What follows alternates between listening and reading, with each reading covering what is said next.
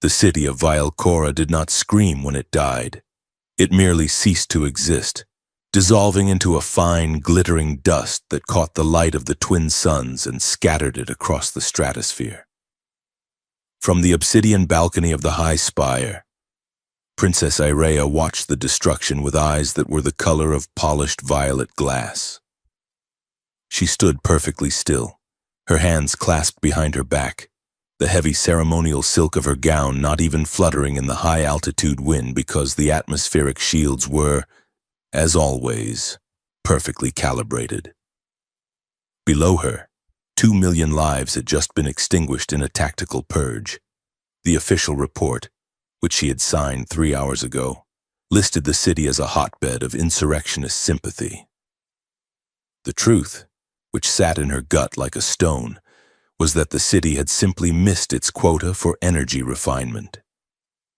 In the Kalaran Empire, inefficiency was indistinguishable from treason. "It is a beautiful correction, Your Highness," a voice murmured.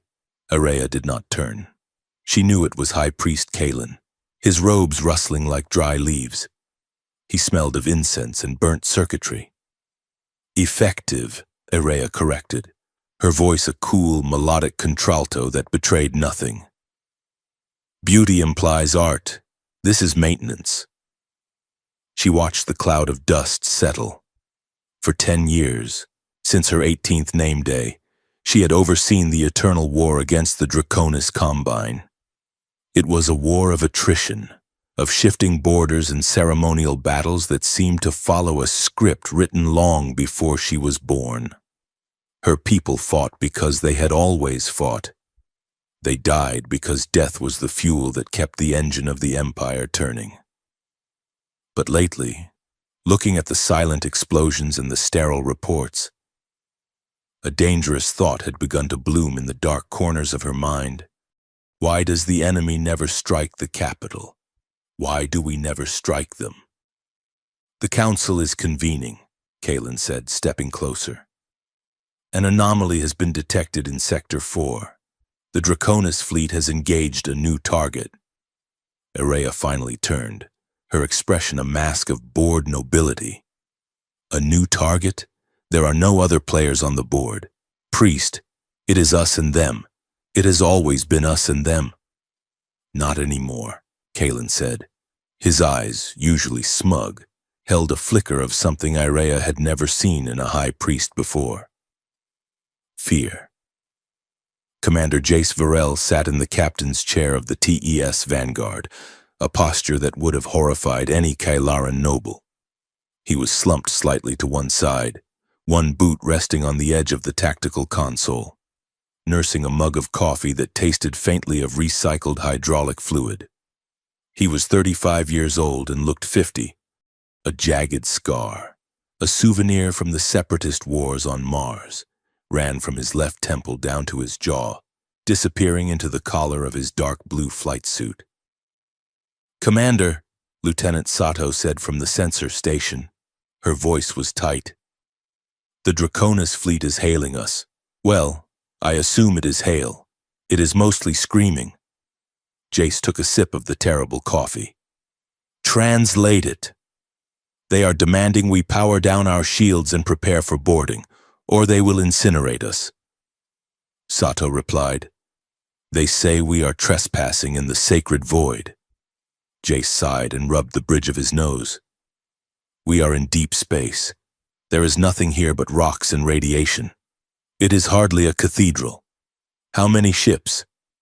12 heavy cruisers, 3 destroyers. They are powering up main batteries. Energy signatures are spiking. They are locking on. The bridge of the Vanguard was a cramped utilitarian space.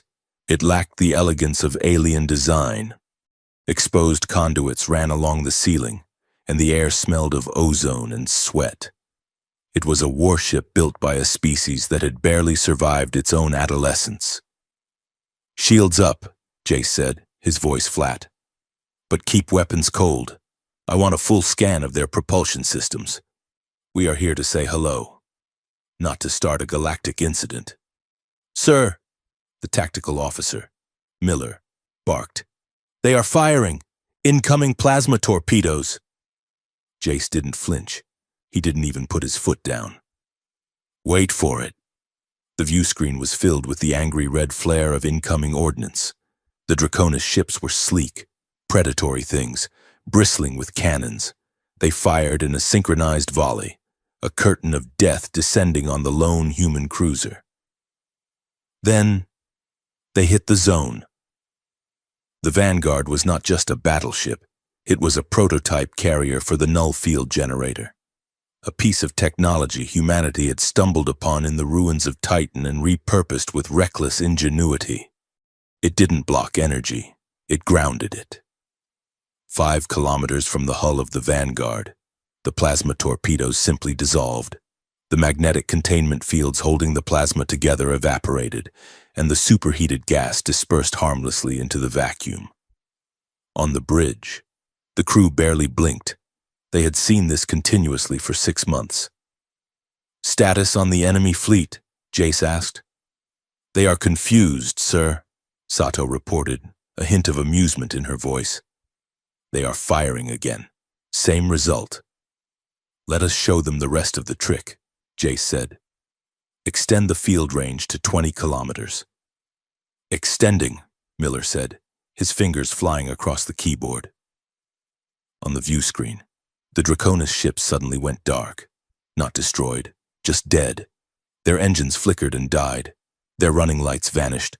Their weapon ports powered down. The null field didn't just stop projectiles, it dampened the specific high-frequency energy transmission that almost all advanced galactic civilizations use to power their vessels. It was like unplugging a lamp. 12 heavy cruisers drifted listlessly in the void, turned into drifting hunks of metal by the mere presence of one human ship. Targets neutralized, Miller said. Life support on their ships is running on emergency chemical batteries, so they won't suffocate, but they are not going anywhere. Jace finally put his boot down and stood up. He stretched, his back popping audibly. Send a message to the other fleet, the ones watching from the shadow of that moon, the Kalarans. Channel open, Sato said. Jace looked at the camera. He didn't smooth his hair. He didn't cover his scar. He looked exactly like what he was.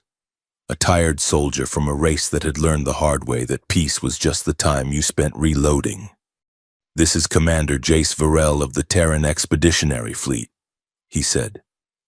We come in peace. We would like to trade. And as you can see, shooting at us is a waste of money. Please respond. The transmission played on the massive holographic display in the Royal Sanctum. The High Council sat in stunned silence. They watched the replay of the Draconis ships, vessels that had terrorized the sector for 200 years, simply shutting down because the human ship got too close. Aerea stood by the throne of her mother, Matriarch Elara. The queen looked impeccable, her face a mask of silver and pale skin, but Aerea noticed the way her mother's knuckles were white as she gripped the armrests. It is impossible, General Vok muttered. Physics does not work that way. They dampen the zero-point field. How can they dampen the field without killing themselves? They use dirty energy, a scientist whispered, reading the scan data. Fission, fusion, chemical combustion. They are primitives. Their technology is so archaic it is immune to our dampeners. But their weapon, it targets our sophistication. Matriarch Elara stood. The room fell silent instantly. They are not gods, she announced, her voice ringing with the artificial amplification of the throne. They are a variable, and variables are dangerous. She turned her gaze to Aerea. Aerea stiffened. She knew that look. It was the look her mother wore when she signed death warrants. They have requested a summit, the matriarch said.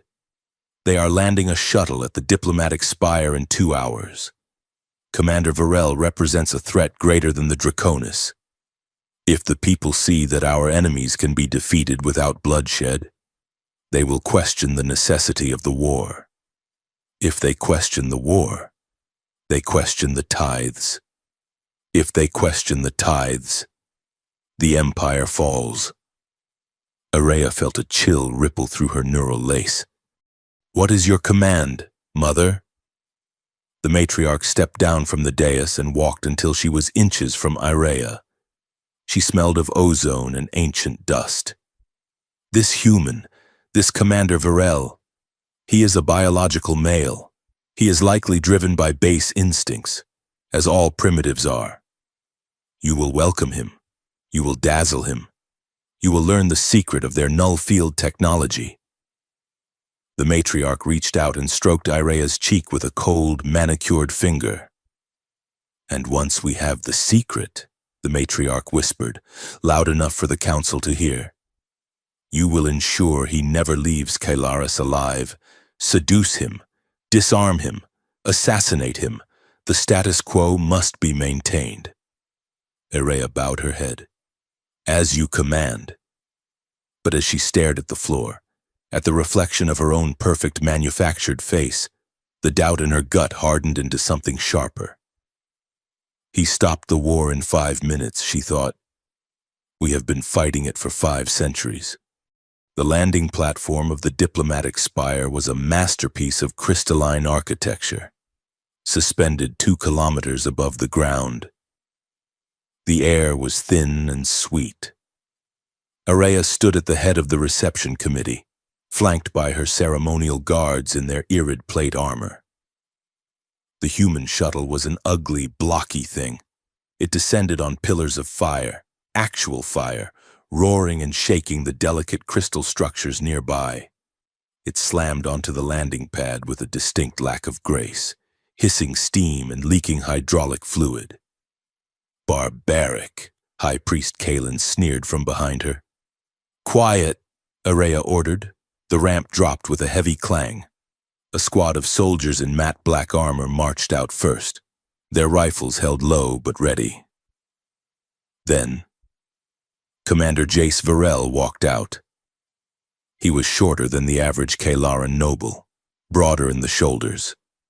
He wore a dress uniform that looked uncomfortable, the collar tight around his neck. He squinted against the glare of the twin suns, then adjusted a pair of black primitive optical shields, sunglasses, over his eyes. Araya glided forward. She had practiced this movement 1,000 times. Every step was calculated to maximize the flow of her gown, to catch the light in her silver hair, to project an aura of ethereal unattainability. Welcome to Kailaris, she said, pitching her voice to the perfect harmonic frequency of welcome. I am Princess Araya of the First House. Jace stopped. He took off the sunglasses and looked at her. His eyes were dark, the color of soil, framed by lines of exhaustion that no Kailaran cosmetic tech would ever allow.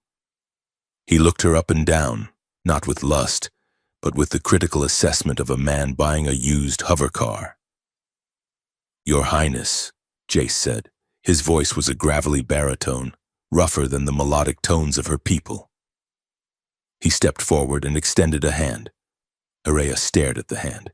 It was scarred, the knuckles rough. It is a handshake, Jace said, a dry smile touching his lips. You grab it, we shake. It signifies I am not holding a knife. Araya hesitated, then reached out. Her hand, pale and slender, was swallowed by his grip. His skin was warm, rough, and dry. A shock of static electricity, purely physical, jumped between them. Commander Varel, she said, withdrawing her hand slowly. Your arrival was dramatic. Sorry about the mess in orbit, Jace said, glancing at the sky. We tried to wave. They tried to shoot. We turned off their lights. Standard procedure. You disabled 12 capital ships without firing a shot, Araya said, falling into step beside him as they walked toward the great doors of the spire. My military advisors are baffled. They say it is impossible. Nothing is impossible, Jace said, looking around at the soaring towers of crystal and light. Just expensive. Nice place. A bit shiny, though. Don't you people get headaches from the glare? We are genetically adapted to the light of the twin suns, Irrea said. Perfection is our standard. Right, Jace said. Perfection. He said the word like it was a mild insult. You disapprove? Irrea asked, glancing at him sideways. I don't trust anything that doesn't have a few cracks in it, Jace replied. Shows it hasn't been tested. They entered the grand hall. The reception was in full swing. Nobles drifted like ghosts in their shimmering robes, sipping nectar from flutes of spun glass. The arrival of the human commander caused a ripple of silence to spread through the room. They stared at him as if he were a wild animal brought inside on a leash. Jace seemed unbothered. He took a glass from a passing drone, sniffed it, grimaced, and took a sip. So, Jace said, turning to face her, I am told this is a peace summit, but I have been a soldier for 20 years. Princess, I know a target assessment when I see one. Every person in this room is looking at me and wondering where to stick the knife. Irrea smiled, a practiced curve of lips that didn't reach her eyes. We are cautious people. Commander, strangers are rare, and strangers who can neutralize our fleet with a switch are terrifying. Fear is good, Jace said. Fear keeps people talking. If they are not afraid, they are shooting. Is that human philosophy? It is survival, Jace said. He looked at her, really looked at her. And for a moment, Irrea felt exposed. His gaze didn't slide off her perfect exterior. It seemed to dig for the structural supports underneath. You don't look like them, he observed. I beg your pardon? The rest of them. Jace gestured with his glass. They look like statues, frozen. You're shifting your weight. You're tapping your finger against your dress. You're nervous. I am never nervous, Irrea lied smoothly. Sure. Jace grinned. It was a crooked, boyish grin that took 10 years off his face. And I am here for sightseeing. Irrea felt a strange flutter in her chest. It was irritating, she told herself, or perhaps indigestion. Come, Commander. The matriarch awaits, and I have been tasked with ensuring your comfort. Tasked, Jace repeated. Rough job, babysitting the barbarian. You are surprisingly self-aware for a barbarian, she countered, her tone dropping the formal register just a fraction. I read the brochure on the way in. Jace winked. Later that evening, Irrea retreated to her private sanctuary. The summit had been a blur of meaningless pleasantries. Now, she sat before her console, scrolling through the data packets the human fleet had transmitted as a gesture of goodwill. She was supposed to be finding weaknesses. Instead, she was watching a video file labeled Jazz Improvisation, Archive 004. On the screen, a group of humans sat in a smoky room playing brass instruments. There was no structure, no mathematical perfection to the music. It was chaotic, messy, and raw. They were sweating. They were laughing. At one point, the drummer dropped a stick, and instead of being executed for incompetence, the entire band laughed and kept playing. Irrea rewound the moment. She watched the drummer laugh. His face crinkled, his mouth opened wide, his shoulders shook. She touched her own face. Kalarans did not laugh like that. Laughter was a controlled exhalation of breath, signifying polite amusement. This human laughter was an explosion. Openness, she whispered. Chaos. She pulled up the file on Jace Varel. Service record. Commendations for valor. Reprimands for insubordination. Psychological profile. High resistance to authority. protective of subordinates, prone to sarcasm under stress. He was a mess of contradictions. And yet, when he had looked at her, he had seen her nervousness. He had seen her. A chime at her door interrupted her thoughts. It was a coded priority signal. She opened the channel. Princess, the voice of her personal geneticist, Dr. Aris, spoke hurriedly. I have analyzed the bioscans you managed to capture from the commander's proximity. And? He is entirely mundane, Highness. No cybernetics, no genetic splicing, just basic evolution and some surgical scarring. But that is not the interesting part. I ran a comparison against our own noble markers. Go on. The human biofrequency. It is almost identical to the carrier wave we use to interface with the planetary energy cores. It is rougher, unrefined, but the resonance is there. It is as if... The doctor hesitated. It is as if they are the original template, and we are the over-engineered copy. Irea froze. The implications were heretical. The Kaleran nobility claimed divine right to rule because only they could interface with the core, the ancient machine that powered their world and their shields. If humans naturally possessed that resonance... Keep this silent, Irea ordered. Delete the log. Yes, Highness. Irea sat back, her heart racing. If Jace Varel got close to a core, he wouldn't just be able to talk to it. He might be able to control it. The private diplomatic meal was held in the Obsidian Garden, a dome of black glass filled with bioluminescent flora. The table was set for two. Jace had changed into a simpler uniform, though he still looked out of place among the glowing orchids. Irea wore a gown of midnight blue, cut to accentuate the long, elegant line of her neck, a known vulnerability in Kaleran psychology, displayed here to suggest trust. I am told this food costs more than my ship, Jace said, poking at a sphere of jellied nectar. It is harvested from the moons of Korra, Irea said. It is rare.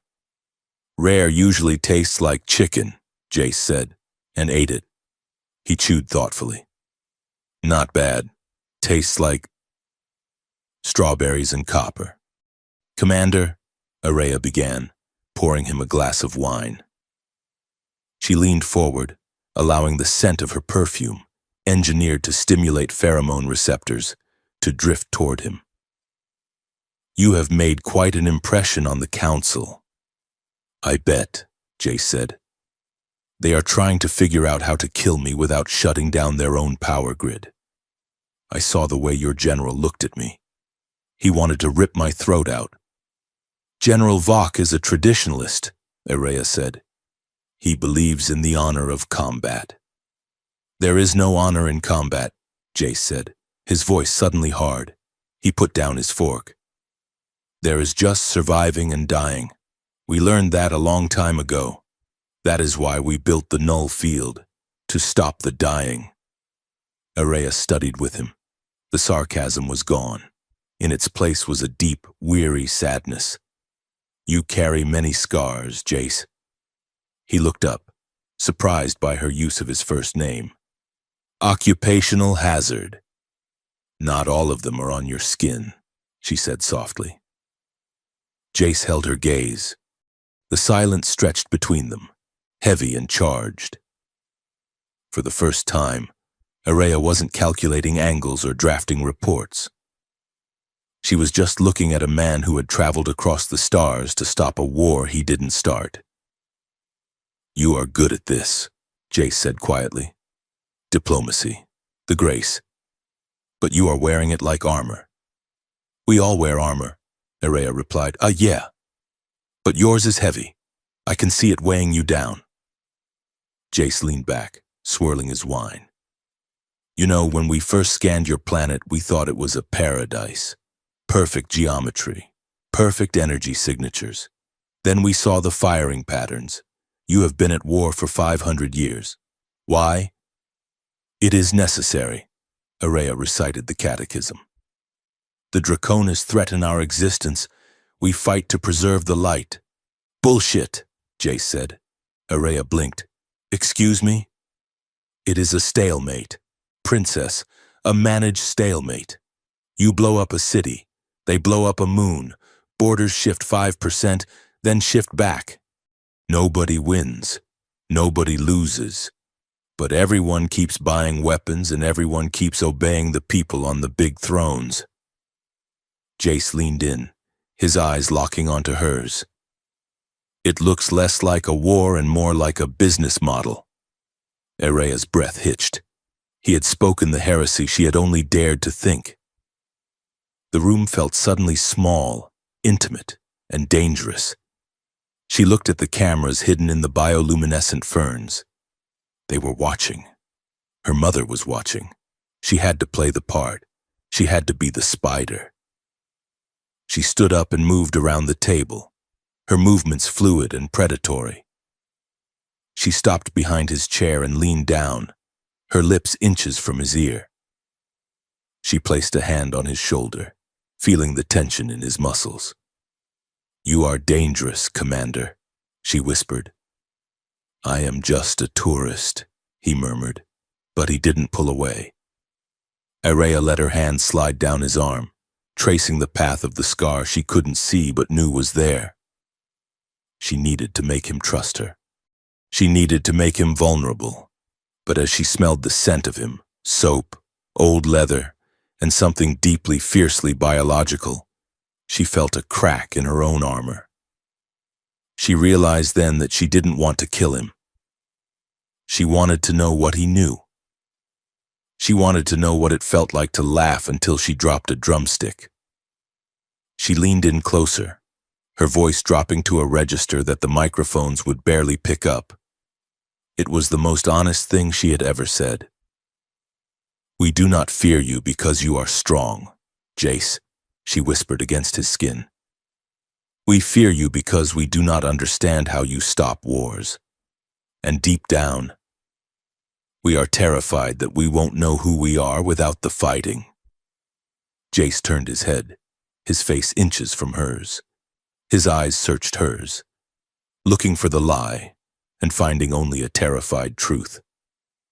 "Then maybe," he whispered back, "it is time you found out." The dream was not of war. It was not of the endless, silent explosions in the void or the cold, mathematical perfection of the royal spire. It was a dream of dust. Araya was running through a field of tall, golden grass that did not exist on Kylarus. The air was thick and humid, smelling of rain and ozone. Beside her ran Jace. He was not wearing his stiff dress uniform or the armored flight suit of the Terran fleet. He wore loose, rough fabric that moved with the wind. He was laughing, a sound that vibrated in her chest, and when he reached out to take her hand, his grip was not diplomatic or respectful. It was possessive. It was warm. They collapsed into the grass, breathless. He hovered over her, blocking out the twin suns, and his eyes were no longer scanning for threats. They were focused entirely on her. He lowered his head, and she felt the phantom sensation of his breath against her neck, hot and terrified and electric. "Araya," he whispered, not Highness, not Princess. Just her name, stripped of title and burden. She woke with a gasp, her body drenched in a cold sweat that the environmental controls of her bedchamber instantly tried to evaporate. She sat up, clutching the silken sheets to her chest, her twin hearts hammering against her ribs in a chaotic, syncopated rhythm. Shame washed over her, hot and prickly. To dream of a chaotic alien, an outsider, was unbecoming. To dream of him in such a raw, biological manner was treason. She was the keystone of the Kylaran Empire, genetically designated for a union that would seal political alliances, not for rolling in imaginary grass with a human commander who drank coffee that smelled like engine grease. She swung her legs out of bed and walked to the expansive window. Below, The capital city of Ethelgard glowed with the pale blue luminescence of the energy grid. It looked like a circuit board, beautiful and lifeless.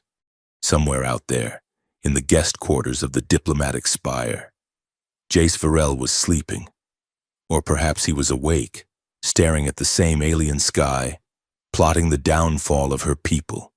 Or perhaps a treacherous voice whispered in her mind, "He is just sleeping." The lower sectors of Ethelgard were a place the nobility pretended did not exist. Here, the crystal spires gave way to dense modular housing blocks where the workers who maintained the empire's infrastructure lived. The air was thicker here, recycled too many times, tasting of metal and fatigue. Erea moved through the crowds, her face hidden beneath the cowl of a rough gray traveler's cloak. She had disabled her tracking implant for 1 hour, a trick she had learned as a child by shorting the circuit with a localized magnetic pulse. It was dangerous, but the need to see the city without the filter of royal protocol was a physical ache in her chest. The mood in the streets was strange. Usually, the lower sectors were a place of quiet resignation. Today, there was a hum of nervous energy. She paused near a water purification station, listening to a group of dock workers huddled around a holographic news terminal. Another one. A woman with grease-stained hands whispered, "Sector 9, a Draconis heavy cruiser. It just stopped. No debris field, no casualties. It just went dark." "It is the humans," a man replied, his voice hushed. "They say their ships carry the breath of the void. They say they are not soldiers, but judges. They look at a weapon, and the weapon refuses to fire." "Are they gods?" the woman asked. "They bleed like us," the man spat. "I saw the footage of the arrival, but maybe they are what the prophecy meant. The end of the cycle." Erea pulled her cloak tighter. The rumors were spreading faster than the official propaganda could contain them. The Empire relied on fear, fear of the enemy, fear of annihilation to keep the populace obedient. If the humans could end the threat without bloodshed, the Empire's protection racket collapsed. She turned a corner into a small, open plaza and froze. There, sitting on a crate near a group of wide-eyed Kalaran children, was Jace. He was dressed in civilian clothes, a simple jacket and trousers that blended in with the workers. He was not flanked by his black armored guards. He was alone. In his hands, he held a piece of physical paper, a rarity on Kalaris where everything was digital. He was folding it. Erea watched, mesmerized, as his scarred hands moved with surprising delicacy. He creased the paper, folded the wings, and then held up a crude, geometric shape. "Watch," Jace said. His Kalaran was accented, rough around the edges but understandable. He threw the paper airplane. It caught an updraft from a ventilation grate and soared, looping in a graceful arc before landing at the feet of a small Kalaran girl with violet skin. The children gasped. It was a simple application of aerodynamics, something any of them could calculate. But the joy of it, the useless, playful beauty of it was foreign. The girl picked it up, looking at Jace with awe. "What does it do?" she asked. "Nothing." Jace grinned. It was the same crooked grin from the summit. "It just flies. For fun." "Fun," the girl repeated, testing the word. "Yeah," Jace said. "You know, the stuff you do when you are not working." He reached into his pocket and pulled out a small, shiny object, a wrapped sweet from Earth, and tossed it to her. "Don't tell your dentist." Erea felt a lump form in her throat. He was not analyzing the structural integrity of the plaza. He was not assessing the children as future conscripts. He was teaching them that things could exist just for the sake of existing. She stepped back, intending to slip away, but her boot scraped against a loose piece of metal grating. Jace's head snapped up. The playful demeanor vanished instantly, replaced by the predator she had met on the landing pad. His eyes locked onto her figure in the shadows. He didn't know it was her, but he knew he was being watched. Before he could move, the air above the plaza shimmered. 3 figures dropped from the maintenance gantries above. They were clad in stealth suits, the light bending around them in nauseating waves. Assassins, and by the distinct hum of their energy blades, they were Kailaran. "Get down!" Jace roared. He didn't reach for a weapon. He lunged toward the children, shoving them behind the cover of a heavy cargo container. One of the assassins turned toward Jace, raising a shimmering blade. Irrea moved without thinking. She threw off her cowl, revealing her silver hair and the royal crest emblazoned on her collar. "Stand down," she commanded, her voice projecting with the trained authority of the bloodline. The assassin hesitated for a fraction of a second, shocked to see the princess in the slums, but the hesitation was brief. The blade swung toward her. Jace hit the assassin like a battering ram. He tackled the figure in midair, driving them into the ground with a sickening crunch of impact. The energy blade skittered across the pavement. "Run!" Jace shouted at her, scrambling to his feet as the other 2 assassins closed in. He grabbed Irea's hand, rough, warm, real, and yanked her toward the dark maw of a waste disposal tunnel. "My guards!" Irrea gasped, stumbling after him. "Are 5 minutes away!" Jace yelled. "Move!" They dove into the tunnel just as a bolt of plasma scorched the stone where they had been standing. Jace hit the emergency seal, and the heavy blast door slammed shut, plunging them into darkness. The silence in the tunnel was heavy, broken only by the ragged sound of their breathing. The air was hot, smelling of burning ozone and subterranean dampness. Emergency lighting flickered on, bathing the narrow, cramped space in a sickly amber hue. They were pressed together in the gloom. The tunnel was designed for maintenance drones, not people. Irrea was pinned against the curved wall, and Jace was pressed against her. His arm braced above her head to keep his weight off her. "Are you hit?" Jace demanded, his voice low and urgent.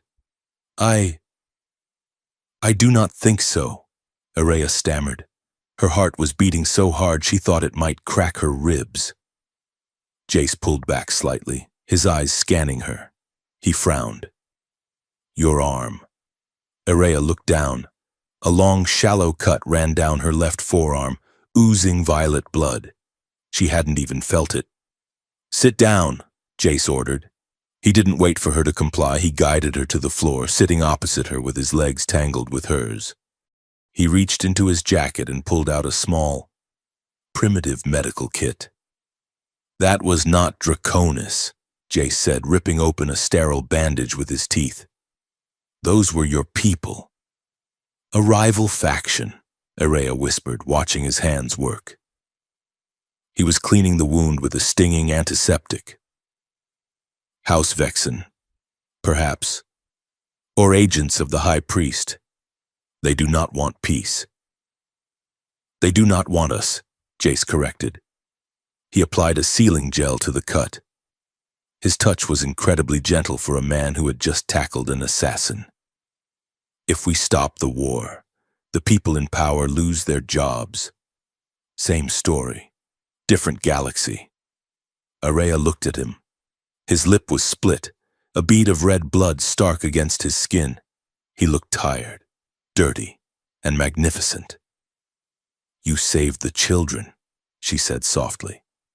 "You could have run. They are kids." "Irrea," Jace said, looking up. He didn't use her title.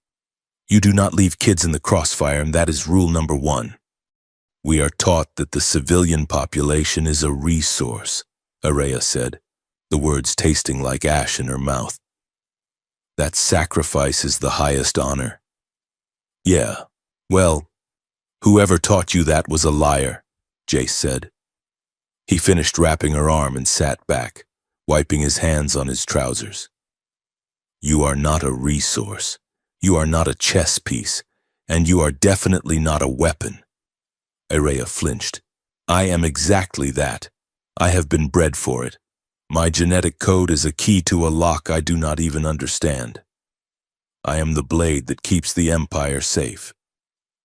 You are a person, Jace said fiercely. The space between them seemed to shrink. The amber light cast deep shadows across his face.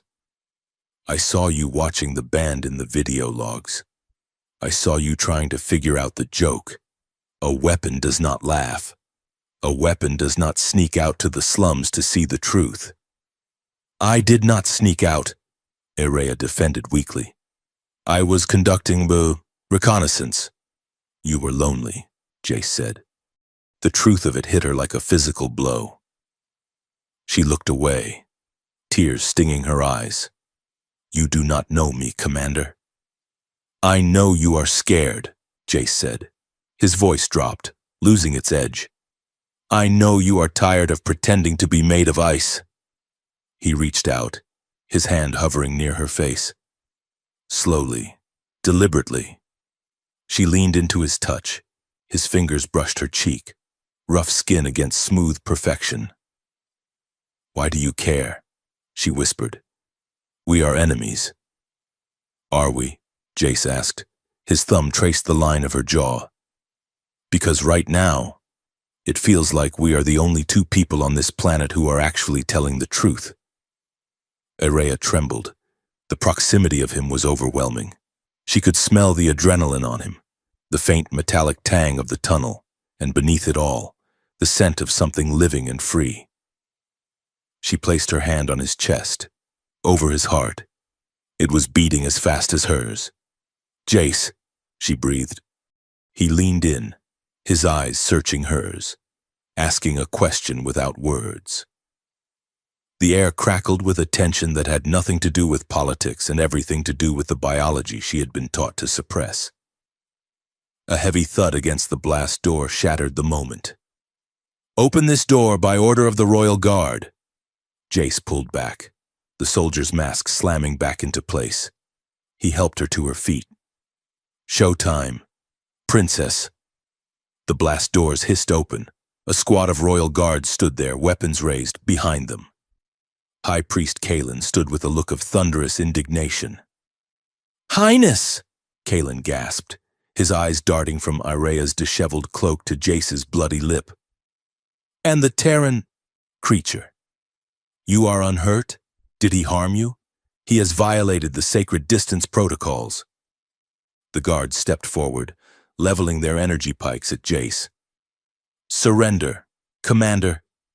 You are under arrest for kidnapping and endangerment of the Blood Royal. Jace raised his hands, his face impassive. He did not look at Irrea.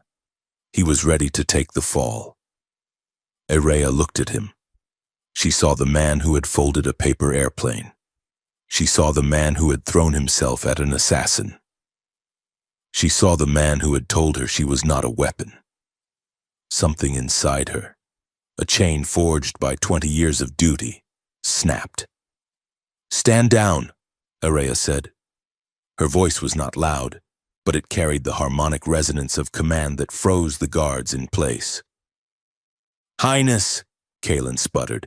He has saved my life, Irrea declared, stepping between Jace and the weapons.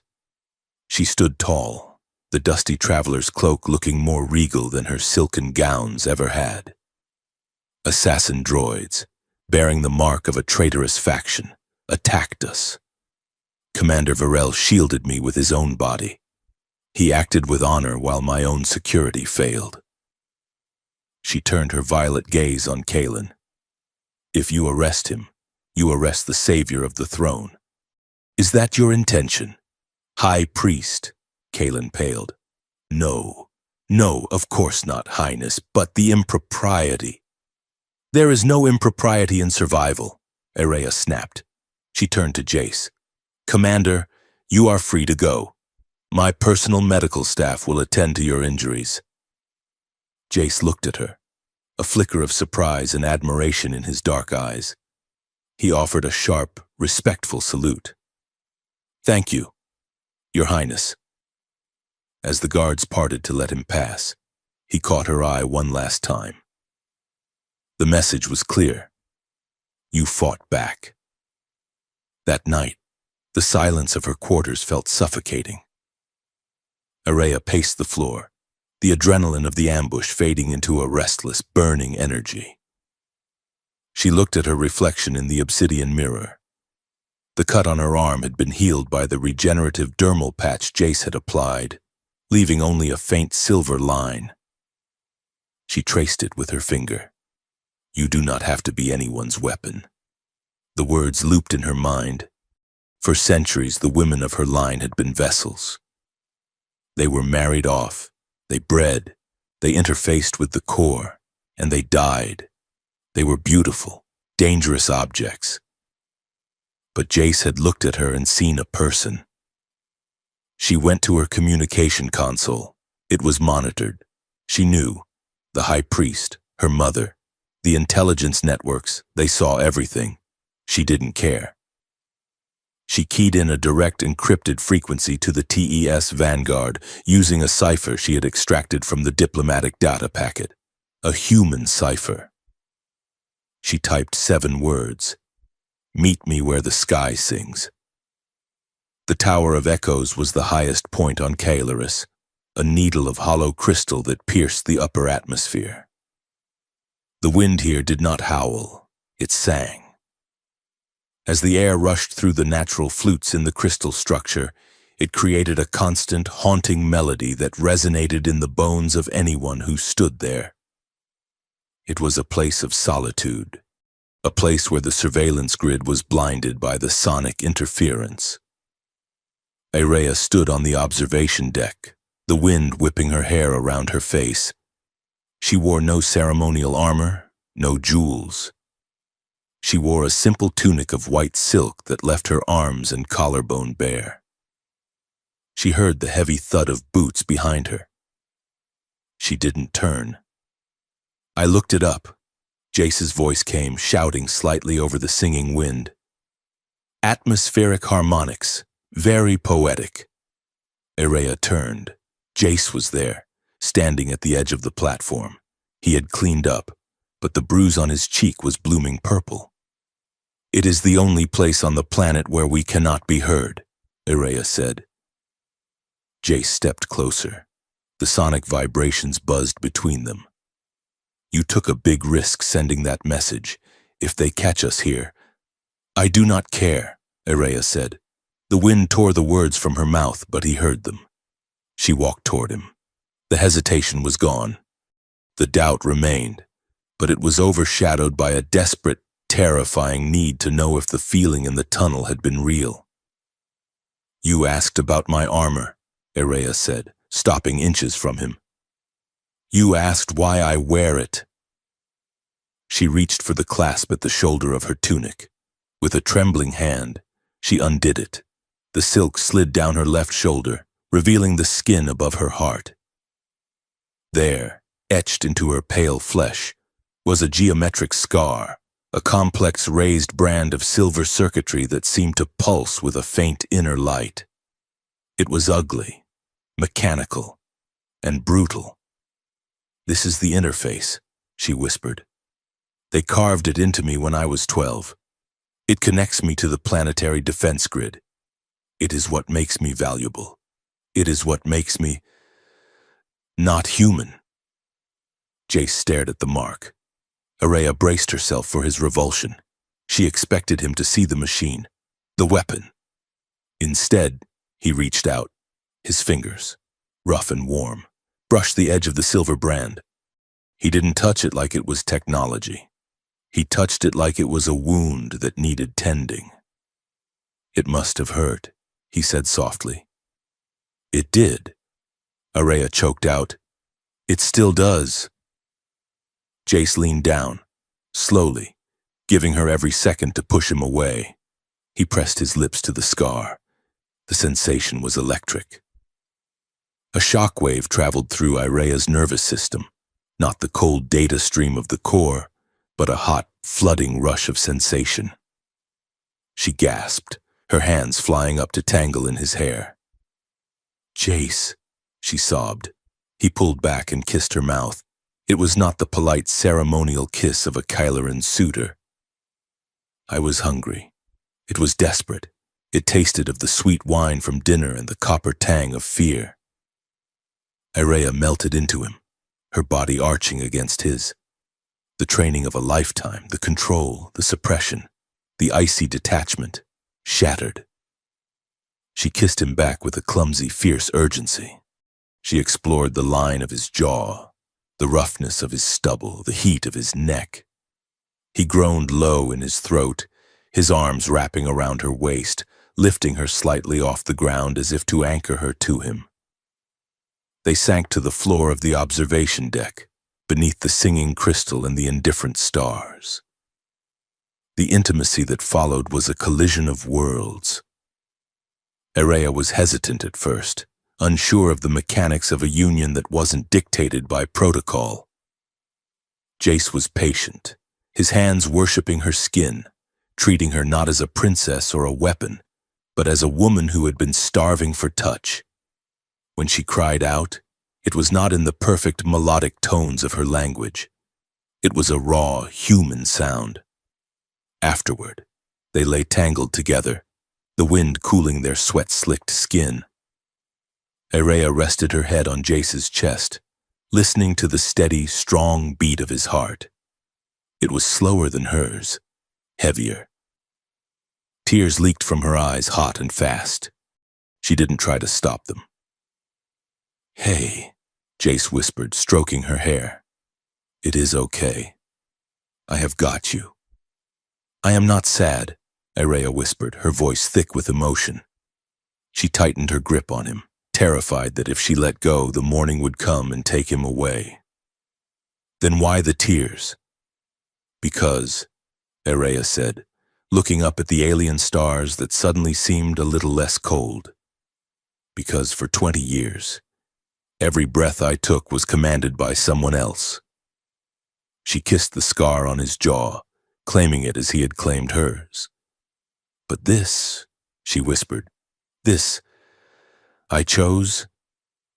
The sanctum of the High Priestess was a place of absolute, terrifying sterility. It smelled of ozone and the metallic tang of preserved biological samples.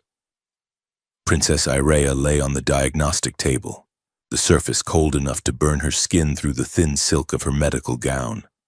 Above her, a constellation of scanners hummed and chirped, weaving a three-dimensional lattice of light that dissected her biology down to the molecular level. High Priestess Lyra, a woman whose skin was so pale it appeared translucent, stood by the holographic readouts. Her hands, usually steady as stone, were trembling. "It is not a pathogen," Lyra whispered. The fear in her voice was more unsettling than any shout. "It is a rewrite." Irrea sat up, clutching the gown to her chest. The residual heat of Jace's touch from the night before still ghosted across her skin, a phantom warmth that felt more real than the cold room. "Explain yourself, priestess. Am I ill?" "You are evolving," Lyra said, turning to face her. The priestess's eyes were wide, the violet irises rimmed with a frantic white. "Your DNA is unlocking sequences that have been dormant for 1,000 years. The interface brand on your shoulder is not just reacting to the planetary grid anymore. It is rewriting your baseline physiology. You are emitting a biofrequency that I have only seen in the forbidden texts of the pre-unification era." Irrea swung her legs off the table. "Is it human? Did he infect me?" "He catalyzed you," Lyra corrected sharply. "The human biosignature is chaotic, unrefined, but undeniably potent. It acts as a resonant key. Being near him, touching him, it has woken the sleeper protocols in your blood." She took a step closer, her voice dropping to a hiss. "You must be quarantined. Highness, if this frequency amplifies, you will not just command the grid, you will become the grid. You are becoming something ancient, something sacred, and something that could tear the Empire apart. Irrea looked at her hands. They looked the same, yet beneath the skin, she could feel a humming vibration, a song that matched the wind in the Tower of Echoes. I am not a disease to be quarantined, Irrea said, her voice hard. I am the air. You are a danger, Lyra insisted, reaching for a containment collar. Irrea did not think. She simply reacted. She raised her hand, palm out, and a pulse of silver light, visible, tangible light, erupted from her skin. It hit the containment collar in Lyra's hand and disintegrated it into fine gray dust. The priestess gasped and fell back against the console. Irrea stared at her own hand, terrified and exhilarated. The change had begun. Aboard the TES Vanguard, the lighting was harsh and the air scrubbers were working overtime to filter out the smell of burnt capacitors. Commander Jace Varel sat in his ready room, staring at a tablet as if it were a live grenade. Say that again, Jace said, his voice gravelly with lack of sleep. Lieutenant Sato stood on the other side of the desk. She looked equally exhausted. It is the null field, Commander. We thought it was dampening the enemy ships. We were wrong. It is not dampening anything. It is reflecting. Jace rubbed his eyes. Reflecting what? Her, Sato said. She tapped the tablet, bringing up a waveform graph. We analyzed the telemetry from the last engagement. The Draconis ships didn't shut down because we jammed them. They shut down because they received a command code to stand down. A command code that originated from the planet's surface, bounced off our null field generator, and was amplified back at them. Jace looked at the waveform. It was jagged, complex, and beautiful. The princess, Jace said softly. It is her biorhythm, sir. Sato confirmed. She is a living encryption key. The entire Warzone is rigged to respond to her bloodline, but it seems she does not know how to use it, or she is blocked from using it. Our ship acts like a mirror. We take her subconscious desire, her desire for the fighting to stop, and we broadcast it as a tactical command. Jace stood up, pacing the small metal room. The implications were staggering. They weren't the saviors. They were just the flashlight she was using to see in the dark.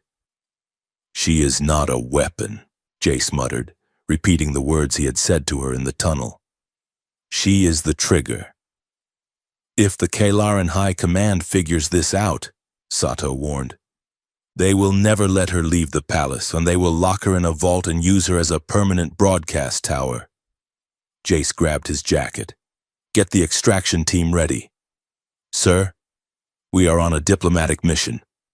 Not anymore, Jace said, checking the charge on his sidearm. Now, we are on a rescue mission. The royal sanctum was a cavernous hall of obsidian and light, dominated by the golden throne where matriarch Alara sat. The room was empty save for the queen and her daughter.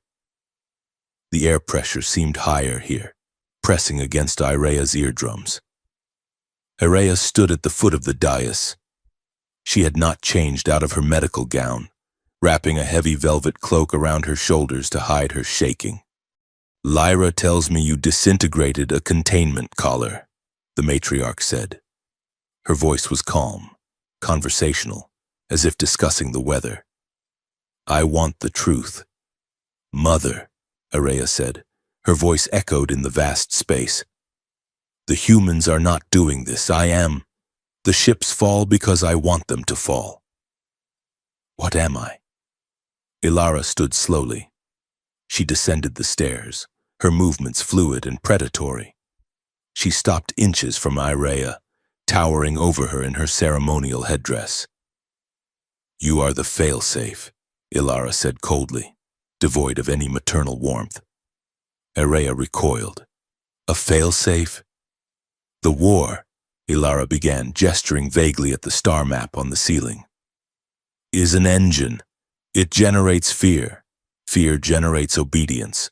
Obedience generates the psychic resonance required to power the interdimensional siphon beneath the city. But engines can overheat. Rebellions can happen.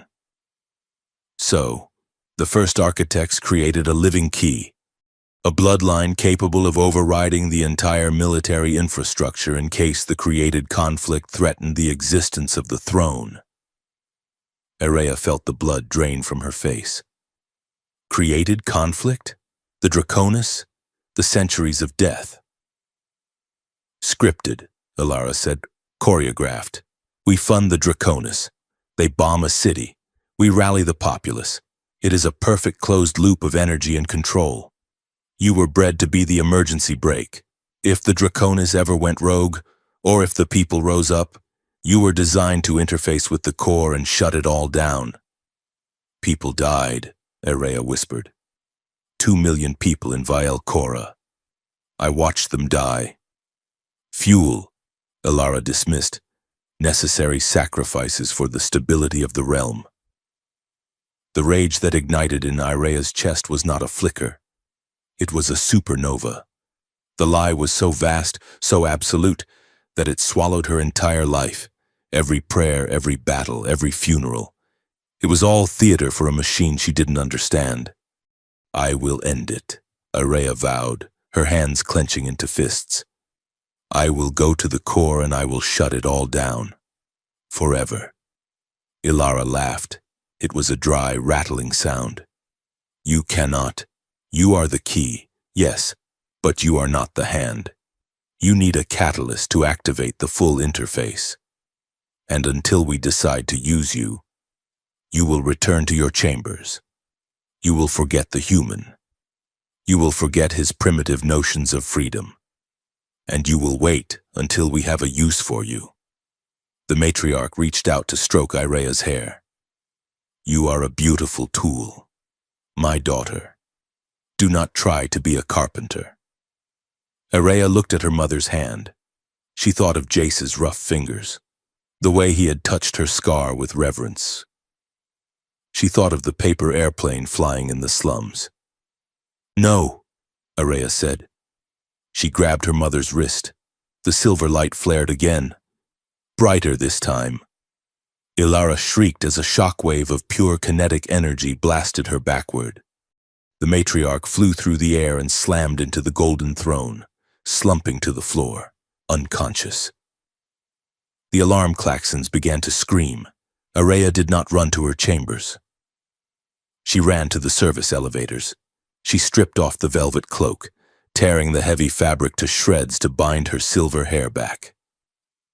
She moved through the servant corridors, the invisible map of the palace burning in her mind. She knew where the waste chutes were. She knew where the cargo transports docked.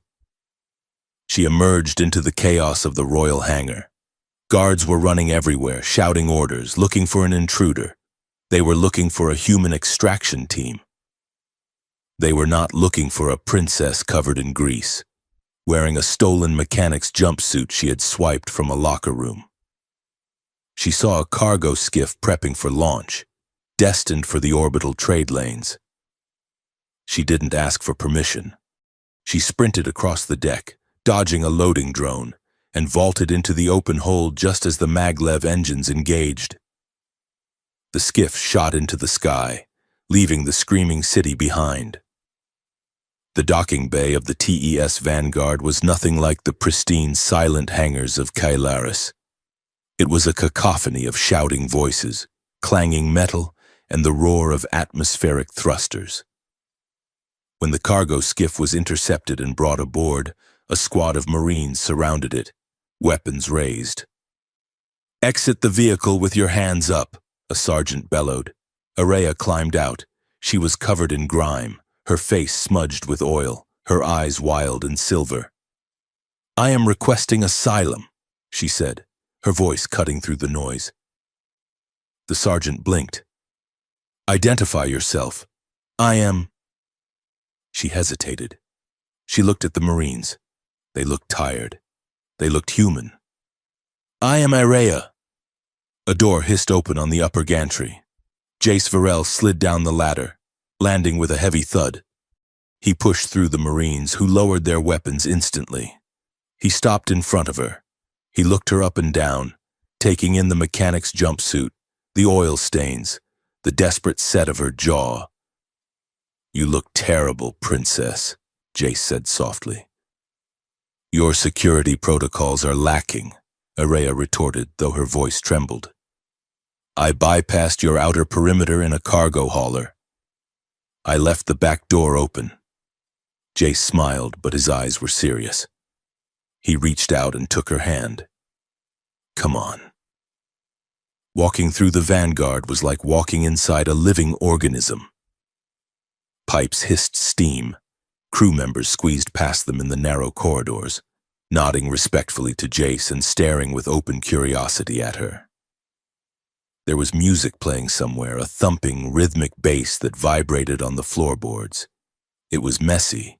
It was cramped. It was imperfect. It was wonderful. "It smells like chemicals," Araya said, taking a deep breath. "That is the smell of freedom," Jace said. "Or maybe a coolant leak. Probably the leak." He led her to his quarters. It was a small room, sparse but lived in. There was a bunk with a gray wool blanket, a desk cluttered with paper charts, and a small viewport looking out at the stars. The door slid shut, sealing out the noise of the ship. Jace turned to her. The playfulness vanished. "If you stay here, Iraya, there is no going back. The moment I report you aboard, the Empire will brand you a traitor. You will be at war with your own blood, your mother, your people. They will come for you." Iraya walked to the viewport. She saw Kalaris spinning below, a jewel of deception. "My blood is a lie," she said. She turned to face him. "My mother told me what I am. I am a key, a switch to be flipped to control the masses. They created the war, Jace, all of it, just to keep the engine running." Jace's expression darkened.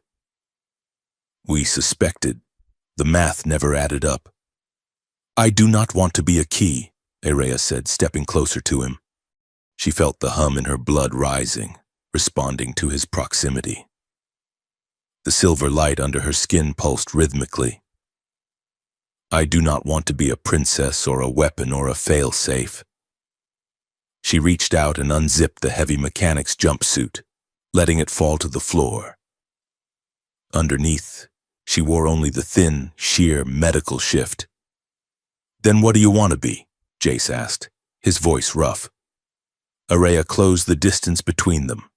She pressed her body against his, feeling the solid, unmoving reality of him. "Make me human tonight," she whispered. Jace didn't hesitate this time. He kissed her, and it was an anchor dropping in a storm. He lifted her up, carrying her to the narrow bunk. The intimacy that followed was different from the tower. There was no hesitation, no awkward fumbling of first discovery. This was fierce. It was a reclaiming.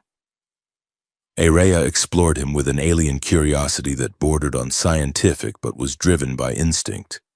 She traced the scars on his back, the ridges of muscle, the way his pulse jumped when she touched the sensitive skin of his neck. She needed to feel his mortality. She needed to feel the heat of a biology that hadn't been engineered, but had fought to exist. Jace was patient, but his patience had a fire underneath it. He honored every tremble of her body, every silver flash of her skin, but he didn't treat her like glass. He treated her like she was strong enough to break him. When she climaxed, the lights in the room flickered and surged, the energy from her body overwhelming the ship's regulators for a brief second. Jace laughed, a breathless sound against her throat, and held her as she shook apart and put herself back together. Hours later, the ship was quiet. They lay tangled under the scratchy wool blanket. Araya rested her chin on Jace's chest, watching the rise and fall of his breathing. "Jace?" "Yeah?" he mumbled, his eyes closed. You have the power to destroy us, she said quietly. Your null field, even if it is just a mirror. You could have flown it into the capital. You could have collapsed the grid. You could have taken the planet in a day. Jace opened his eyes. He looked at the ceiling. Why didn't you? She asked. Why don't you conquer us? Jace shifted, pulling her closer. Conquest is easy. Erea, you blow things up. You plant a flag. You tell everyone they work for you now. But history shows that just makes you the next guy waiting to get blown up. He looked at her, his dark eyes serious. I do not want to own Kalaris, and I definitely do not want to own you. Then what do you want? I would rather free you, Jace said. Real peace isn't about who is in charge. It is about having the choice to say no. I want you to have the choice. Erea felt tears prick her eyes again. It was such a simple, inefficient human concept. Before she could respond, the ship's comm system chirped. Commander, Sato's voice came through, apologetic but urgent. You need to come to the lab, now, and bring the guest. We found something in the data logs we pulled from the Draconis ships before they went dark. The lab was cold. Sato and Miller stood over a holographic table, looking pale. We pulled this from the flagship's navigation computer, Miller said as Jace and Irea entered. Jace was back in uniform. Irea wore one of Jace's oversized flight shirts, the sleeves rolled up. It is an archive, Miller explained, but not a Draconis one. It is ancient Kalaran encryption. I can open it, Irea said. She stepped forward. She didn't need a keyboard. She simply placed her hand on the console. The interface flared silver, recognizing her biosignature. The hologram shifted. It showed a schematic of Kalaris, but it went deep underground, miles beneath the crust of the capital city. There, pulsing with a malevolent red light, was a geometric shape, a cube. The interdimensional siphon, Erea breathed. It is not just a power source, Sato said, pointing to the data stream scrolling beside the image. Look at the output. It is transmitting. Transmitting where? Jace asked. Outside the galaxy, Sato said. To an uncharted sector in the deep void. Erea read the ancient glyphs that scrolled past. Her blood ran cold. The wars, she whispered. Death, the energy released by the conflict. It is not being used to power our shields. That is a lie. What is it for? Jace asked. Erea looked at him, her face a mask of horror. It is a battery. We are harvesting the psychic energy of grief and death and beaming it somewhere else. My people. My entire civilization. We are just a generator for someone else's machine. On the screen, the cube pulsed, and we just turned off the power, Jace realized. Which means, Erea said, whoever is on the receiving end is going to be very, very angry. Let them come, Jace said, a dangerous light entering his eyes. I was getting bored of peace anyway. Irea looked at the schematic. She looked at the man who wanted to free her. We have to go back, she said. We have to go down there.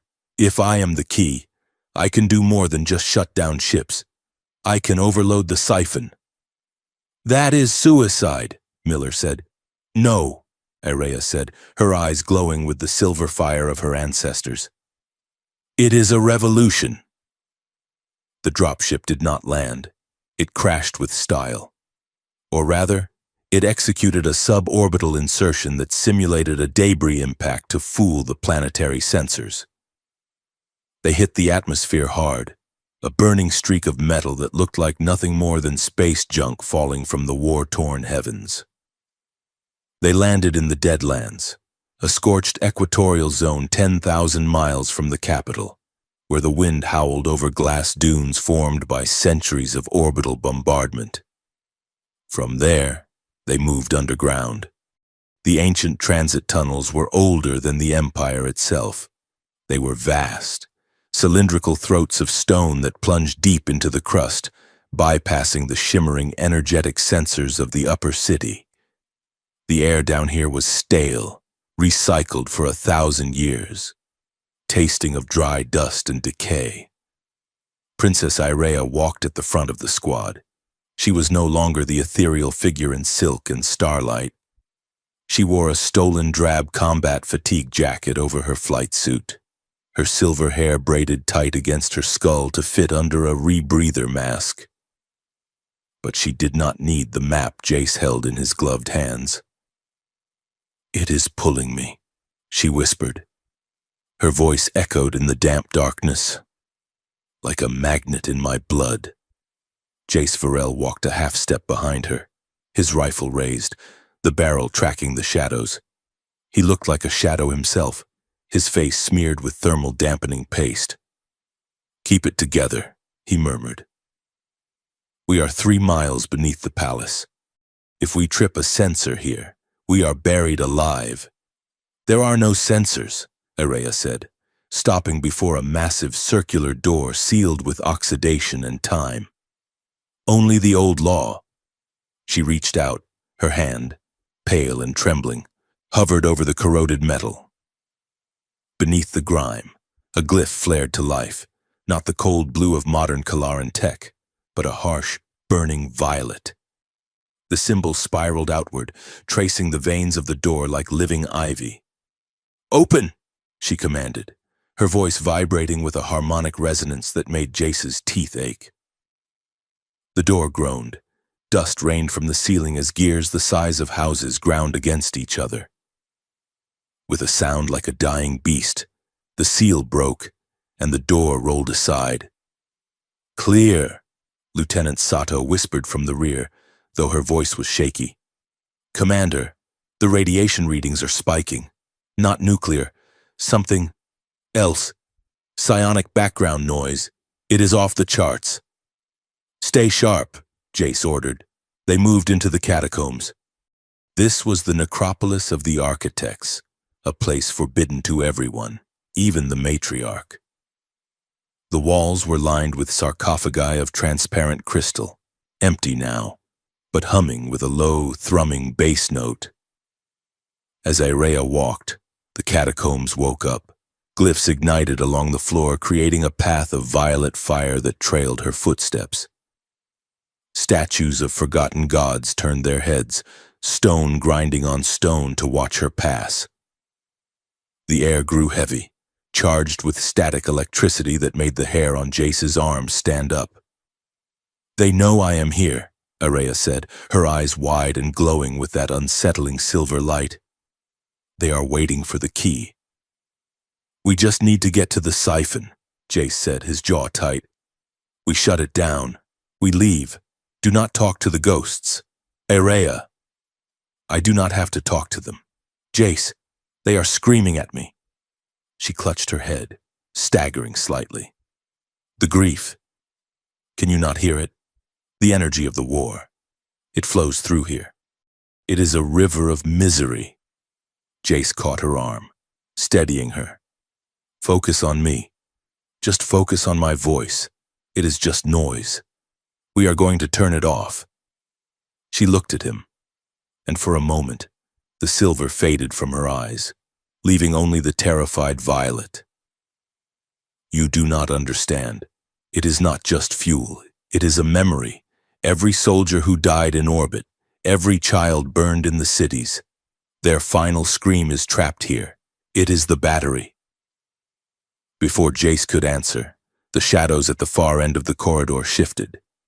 It was not a ghost. It was a silhouette of sleek, modern armor. "How touching," a voice sneered, echoing off the vaulted ceiling. The traitor and her pet. Floodlights blinded them. Jace threw himself in front of Irea, raising his rifle, but a pulse of sonic distortion hit them before he could pull the trigger. It was a suppression wave, designed to liquefy equilibrium. Jace fell, retching, the world spinning into a kaleidoscope of pain. He saw Sato and the two other Marines crumple, their weapons clattering to the stone. Through the haze, a figure stepped into the light. He was tall, beautiful, and cruel. Prince Vak wore the ceremonial armor of the Royal Guard, gold inlay shining over black composite. He held a neural whip in one hand, the coil sizzling with energy. "Prince Vayak," Araya gasped, forcing herself to stay upright despite the sonic pressure.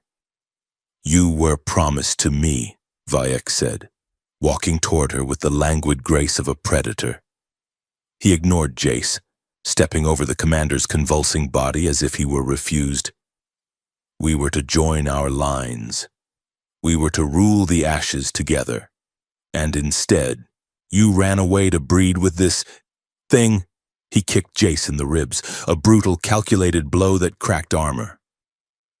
Jace groaned, trying to rise, but Vak stomped on his hand, grinding the heel of his boot into the fingers. "Stop!" Araya screamed. She raised her hand to summon the silver light, but Vak was faster. He lashed out with the whip, the coil wrapped around her wrist, the neural shock agonizing. "Your parlor tricks will not work on me, little key," Vak hissed, yanking her forward. He grabbed her by the throat, lifting her off her feet. "You have tainted the bloodline. You have let a monkey-blooded creature touch the sacred interface." He leaned in, sniffing her neck. His face twisted in disgust. "You smell like him. You smell like sweat and dirt and mortality." "I smell like freedom," Araya choked out, spitting in his face. Vak wiped the saliva away slowly. He smiled, and it was a terrifying expression. "Then let us see how much freedom is left in you after I strip it away, layer by layer." He signaled to the shadows. A dozen royal guards emerged, cloaked in stealth fields. "Take the human to the incinerator," Vak ordered, gesturing to Jace. "And take her to the spire. If she wants to be a martyr, I will give her a show." The Tower of Penance was the highest point of the palace, a needle of glass exposed to the brutal radiation of the twin suns. Inside the interrogation cell, however, it was dark. Araya hung suspended by her wrists from a gravity field. Her body was on fire. Vek had not used crude instruments. He had used neural agonists, devices that stimulated the pain receptors of the brain without damaging the tissue.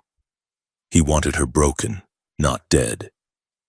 "Recant," Vek's voice came from the darkness. "Admit that the human corrupted you. Admit that the war is holy. Bond with me, and we can reset the cycle." Araya did not answer. She could not speak. Her mind was fracturing. She was no longer in the cell. She was walking through a garden. It was the royal garden of her childhood, but it was burning. The beautiful bioluminescent orchids were curling into ash. The crystal fountains were running with blood. Walking toward her were children. They were all her. There was 5-year-old Araya, holding a doll. "Why did you let them take me?" the child asked, her eyes black holes.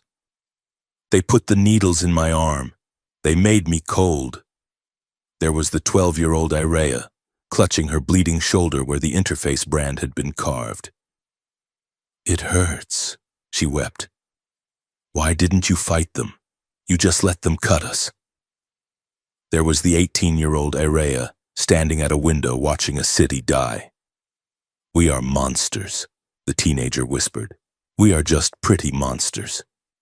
The adult Araya fell to her knees in the burning grass. "I am trying," she sobbed to her younger selves.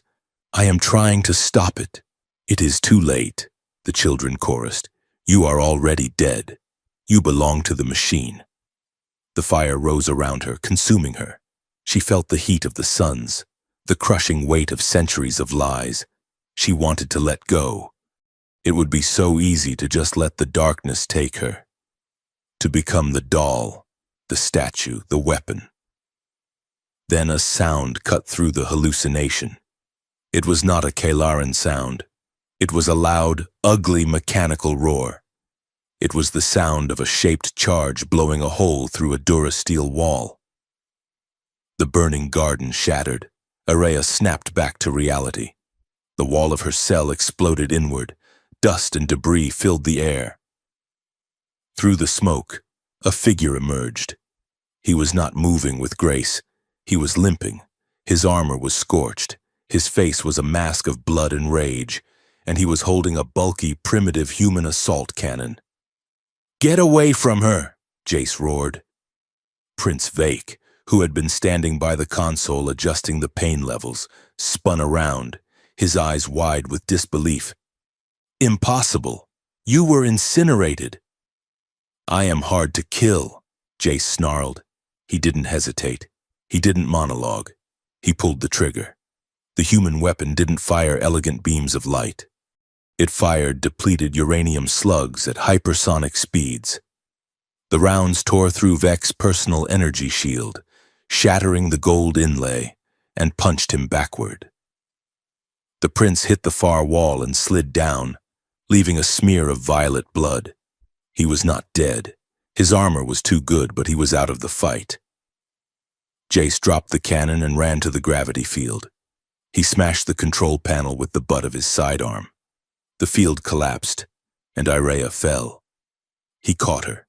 He fell to his knees, absorbing the impact, cradling her against his chest. "I have got you," he rasped. "I have got you, Iraya."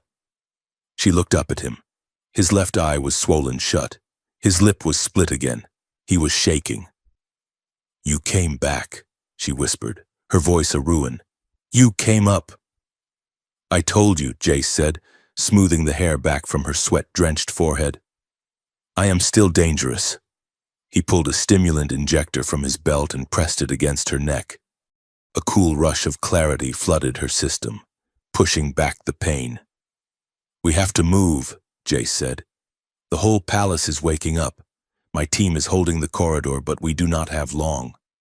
"The siphon," Iraya gasped, gripping his armor. "We have to go down.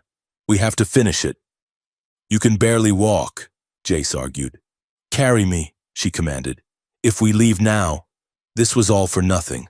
Vek will heal. My mother will wake up. The war will start again. I have to end it." Jace looked at the door, then down at her. He saw the steel in her eyes. He nodded once. "Okay." They didn't go back through the tunnels. They went straight down. Jace used the last of his breaching charges to blow the floor of the turbo-lift shaft, and they rappelled down the darkness, sliding fast, the friction burning Jace's gloves. They descended for miles, past the habitation levels, past the engineering decks, into the crust of the planet itself. They landed on the gantry of the siphon chamber. It was a cavern the size of a city, and in the center, suspended over a pit of absolute darkness, was the cube. It was massive, a monolith of shifting, impossible geometry. It pulsed with a deep, sickly crimson light, the air around it distorted, rippling with heat that wasn't heat. Thick cables, like arteries, ran from the walls into the cube, pumping it with the energy of the planetary grid. "My God," Jace whispered, "it is alive." Iraya stared at it. She felt the connection in her gut, a sickening magnetic pull. The cube was singing to her. It was singing a song of absolute despair. "Come," it whispered in her mind. "Feed." "Guardians!" Jace shouted, shoving her behind a pillar. On the bridge leading to the cube, shadows materialized, ancient defense drones, hovering spheres of black metal, woke up. Their eyes glowed red. "I will hold them off," Jace said, checking his ammo counter. "You get to the interface." "Jace, there are too many," Iraya said. There were dozens of them. "Go!" Jace yelled. He stepped out from cover and opened fire. The roar of his rifle filled the cavern. Iraya ran. She sprinted across the bridge, the metal slick with condensation. Lasers sizzled past her ear. She heard Jace shouting, drawing their fire, heard the crunch of metal as he took a hit. But she didn't look back. She couldn't. She reached the base of the cube. There was no console. There was no keyboard. There was only a surface of smooth, pulsating light. She stopped. The heat coming off it was intense. It smelled of ozone and old blood. Authority recognized. The voice boomed in her skull. Input command. Irrea placed her hands on the surface, the interface brand on her shoulder seared with white-hot pain. "Shut down!" she screamed. "End the protocol!" "Negative," the cube replied. "System critical. Energy reserves at 90%. War must continue to reach capacity." "There is no war," Irrea cried, tears streaming down her face. "It is a lie. War is the engine. Grief is the fuel. The masters must be fed." The cube pushed back against her mind. It showed her images of the future, 1,000 more years of slaughter, planets burning.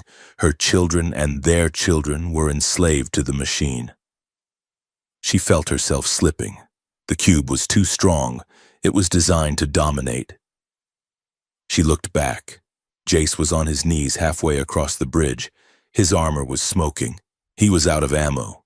He had drawn a combat knife, facing down a drone that was charging its main cannon. He was going to die. He was going to die for her. He looked at her across the abyss. He didn't look afraid. He looked proud. "Irrea!" he shouted, his voice cracking. "Choose!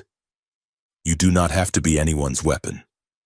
The realization hit her like a lightning bolt.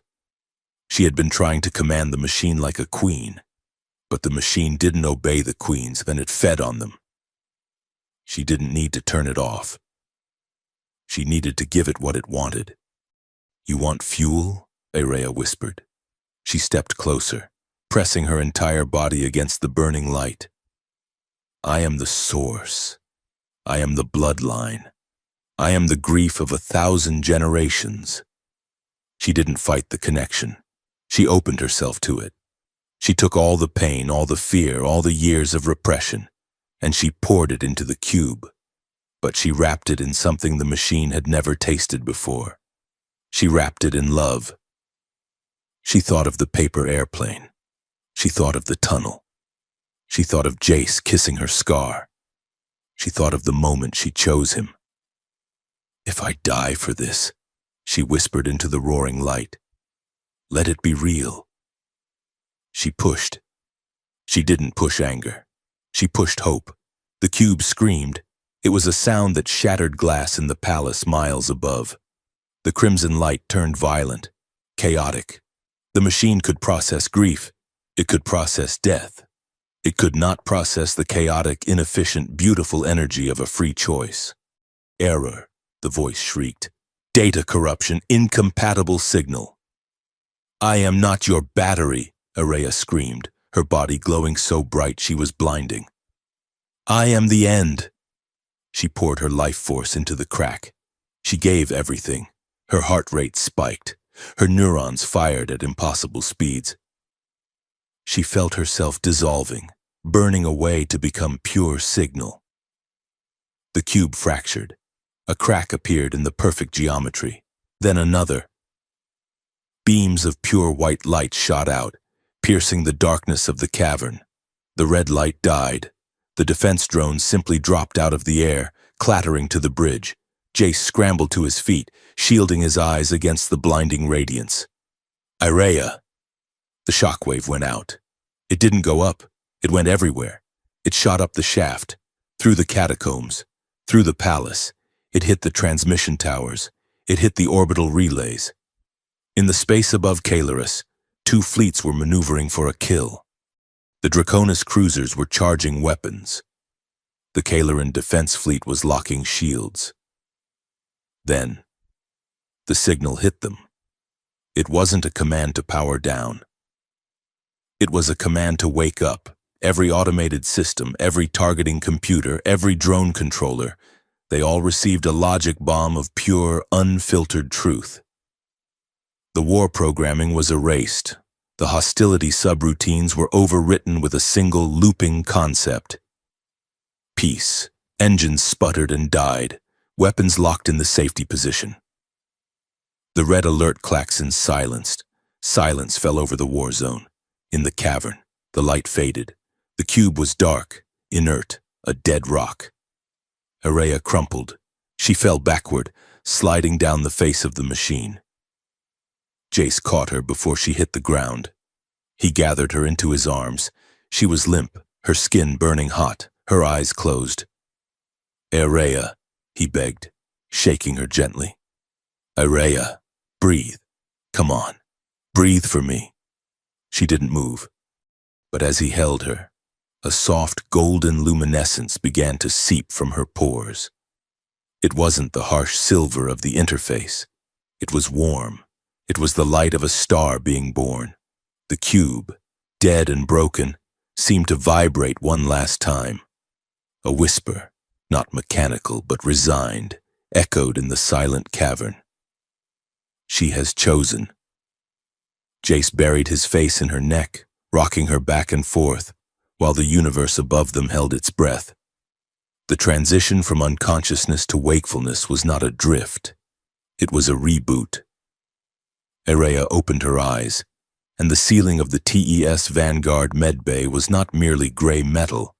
It was a singing lattice of stress points, microfractures, and energy conduits. She could see the heat blooming in the overhead lights.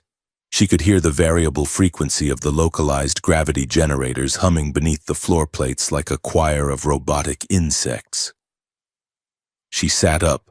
The movement was fluid, weightless. Her body felt different, lighter, yet denser, as if her molecular structure had been compressed and refined. She looked at her hands, under the harsh fluorescent glare. Her skin possessed a faint, rhythmic luminescence, a soft pulse of golden light that matched the beating of her twin hearts.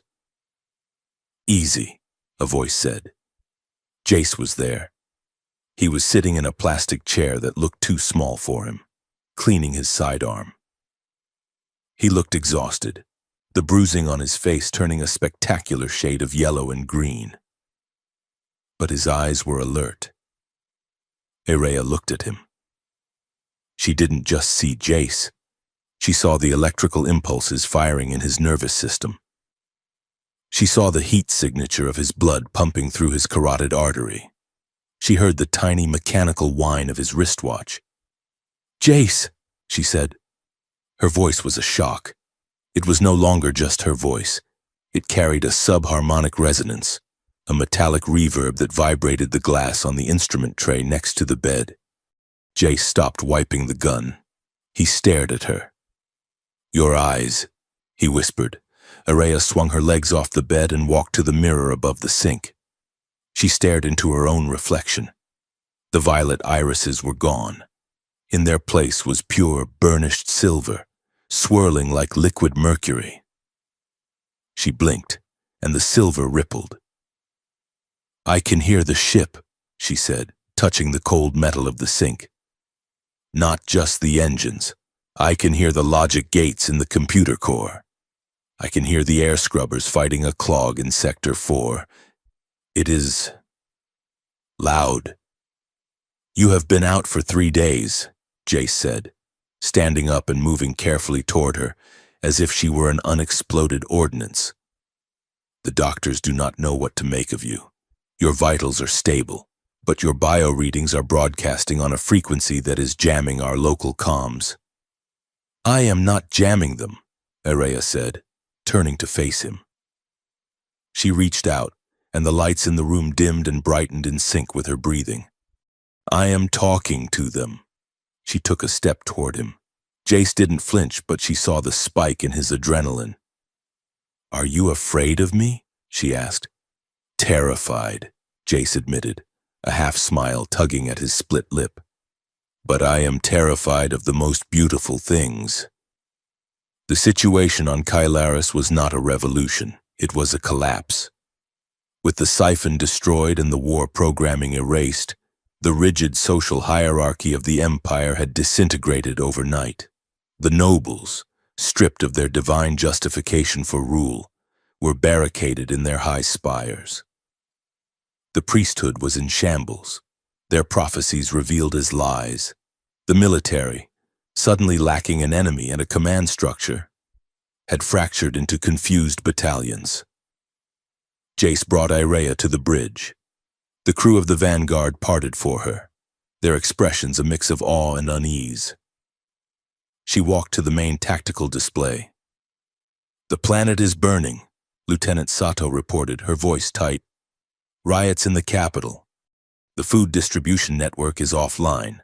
The lower sectors are storming the supply depots. Without the fear of the Draconis, there is no order." "They are free," Irea said, looking at the holographic globe. "Freedom is messy." "We have a priority hail," Sato said. "Originating from the royal palace, it is matriarch Alara. She is demanding to speak to her daughter." Jace looked at Irea. "You do not have to take it." "Put her on," Irea commanded. Her voice caused the tactical table to flicker briefly. The face of the matriarch appeared on the main screen. She looked aged. The perfect ageless mask of the Kylaran nobility had cracked. Her hair was disheveled, and the golden throne behind her was dark. "Irea," Ilara said.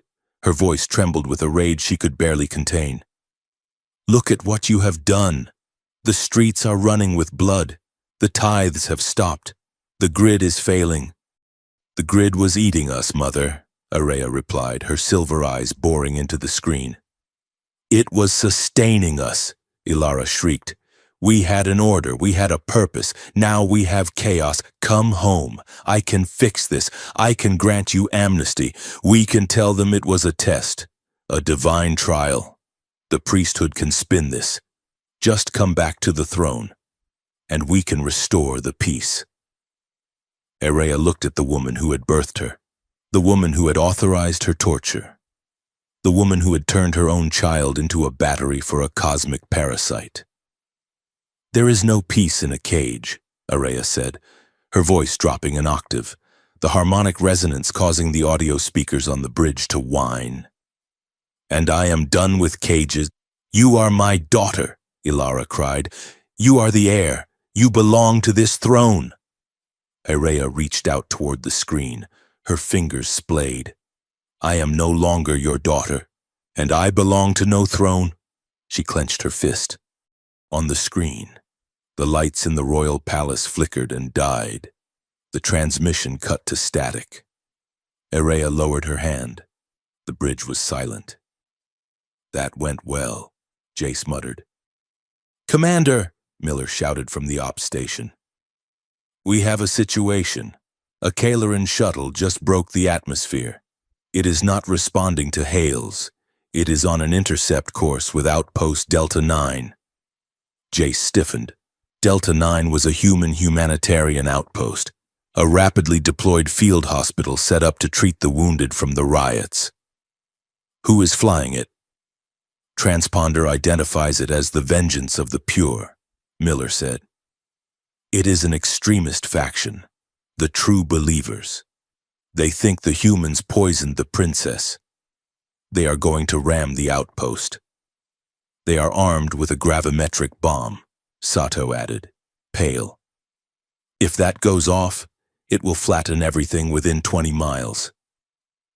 Jace was already moving. "Get the dropship. Irea, stay here." "No," Irea said. She was already walking toward the lift.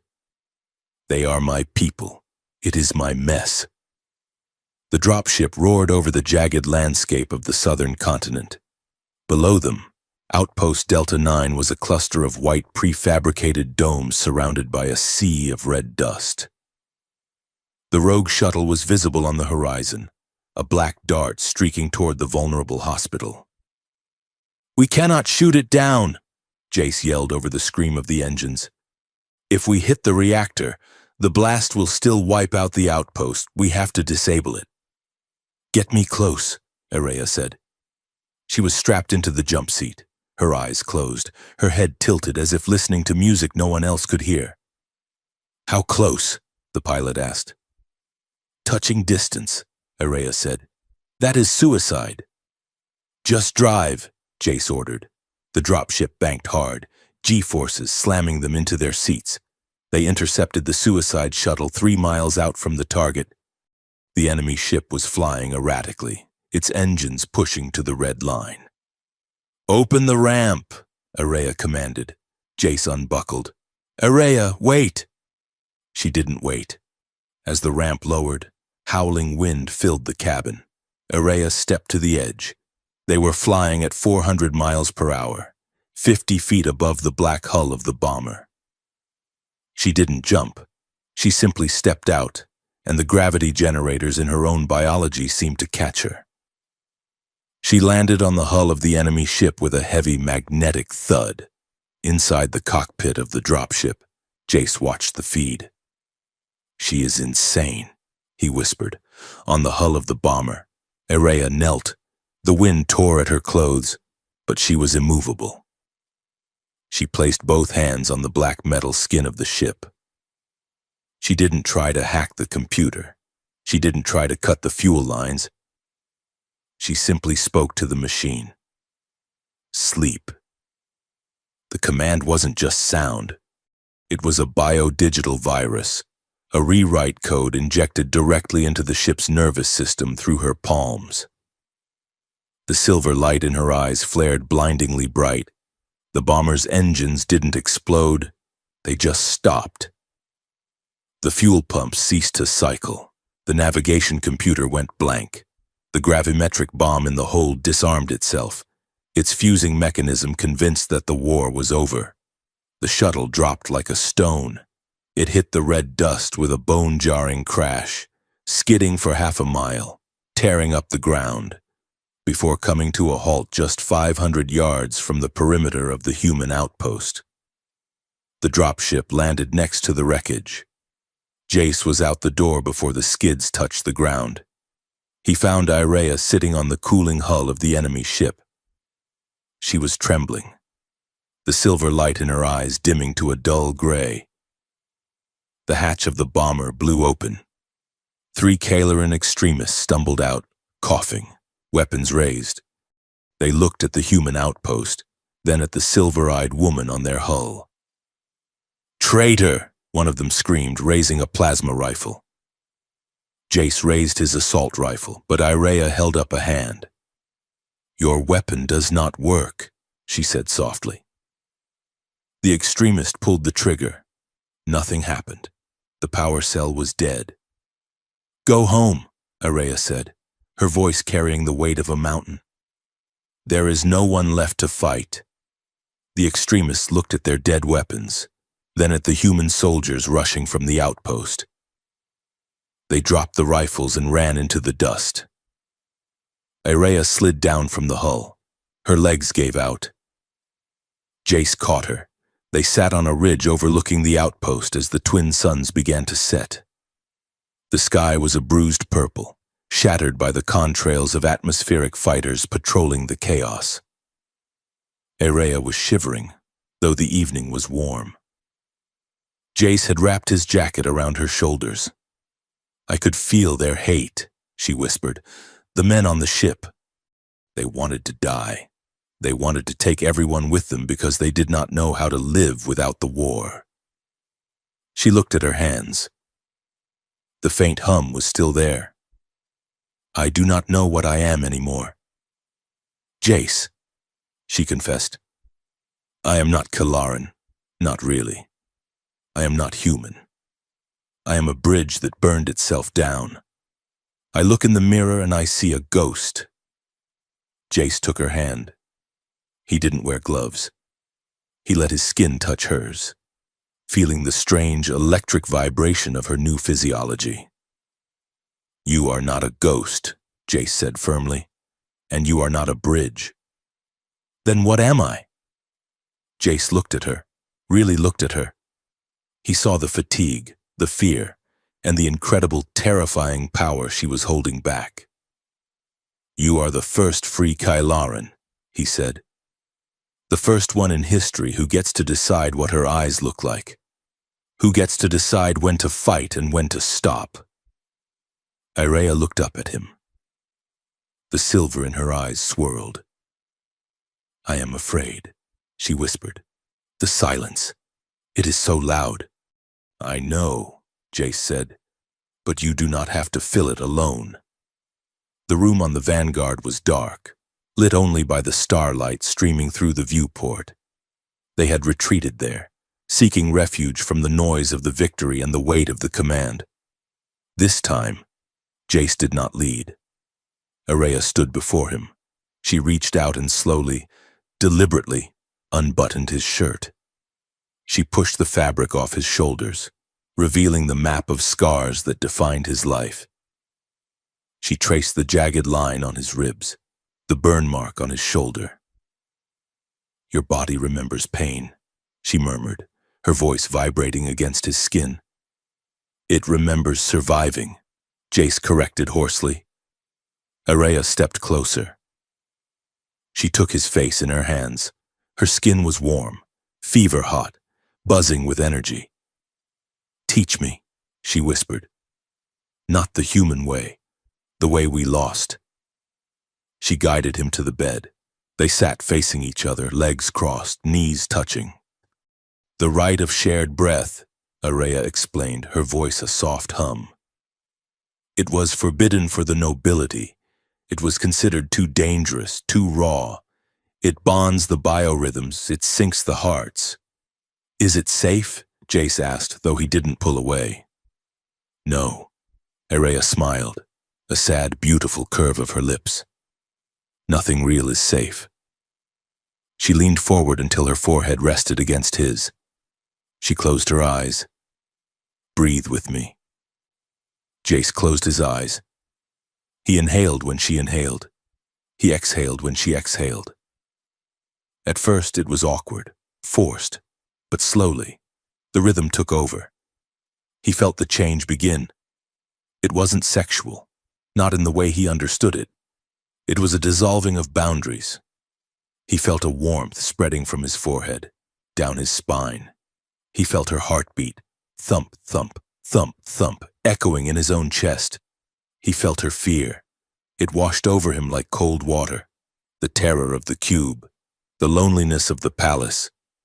And then, she felt him. Araya gasped as Jace's inner world flooded into her. She felt the crushing weight of command, the guilt of the soldiers he had lost, the deep, hidden longing for a home he hadn't seen in 5 years. You are so lonely, she whispered into his mouth. Not anymore, he breathed back. The connection deepened. The silver light from her skin expanded, wrapping them in a cocoon of soft luminescence. They moved together, not with the frantic urgency of their escape, but with a slow, deliberate gravity. When they kissed, it wasn't just lips meeting, it was two storms colliding and finding a center. They made love in the glow of her own light, a slow, soul-deep entanglement where it became impossible to tell where his skin ended and hers began. It was an act of defiance against the emptiness of the universe. It was a declaration that they were alive, and they were together. The morning brought a cold reality. They were in the comm center of the Vanguard. The entire senior staff was gathered around the main console. The mood was grim.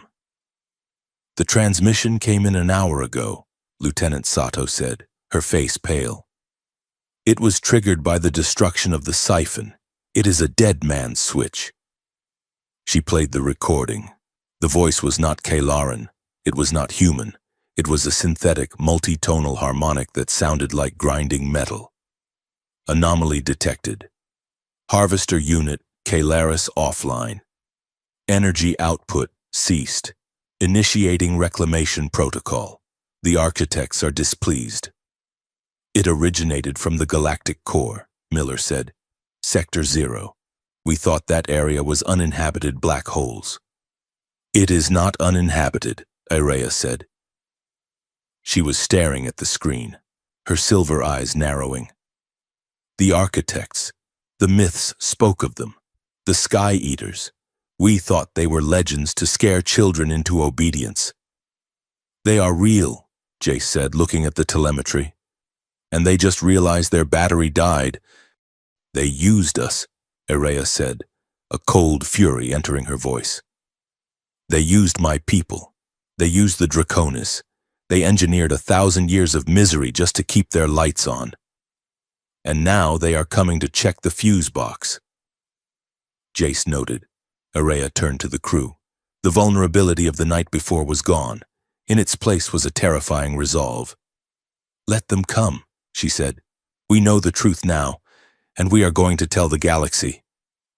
We need a fleet, Jace said. A real one, not just us. We need the Kalarans and the Draconis working together. The Draconis will never listen to a Kalaran princess, Sato pointed out, or a human commander. Good thing I am neither, Irrea said. The main hangar of the Vanguard was buzzing with activity. Shuttles were being prepped. Munitions were being loaded. Irrea stood by the ramp of the lead shuttle. She had discarded the silk gowns of the court. She had discarded the shapeless jumpsuits of the rebellion. She wore a suit of modified Terran combat armor, matte black, angular, built for survival. But over the chest plate, she had draped the sash of the High House of Kalaris, a slash of violet silk that stood out violently against the black metal. On her hip hung a human kinetic pistol. In her hand, she held an ancient Kalaran energy stave. It was a clash of cultures. It was ugly. It was perfect. Jace walked up to her. He was fully geared up, his helmet under his arm. He stopped and looked her up and down, shaking his head with a grin that was equal parts amusement and admiration. You know, he drawled. You look like a queen and a war criminal had a baby. That is the look I was going for, Irrea said, checking the charge on her stave. Diplomacy requires a certain aesthetic. We are flying into Draconis space, Jace reminded her. They might just shoot us on sight. They won't, Irrea said. I know their codes now. I know their lies. I am going to break their chains, just like I broke mine. She looked at him. The banter faded. The hangar seemed to blur around them. Jace, she said. Yeah? If we do not come back. We come back, Jace interrupted. That is the rule. We will come back. Irrea smiled. She stepped forward, grabbed the front of his armor, and pulled him down. She kissed him mid-sentence, hard and fierce, a kiss that tasted of coffee and ozone and defiance. The crew on the deck whistled and cheered.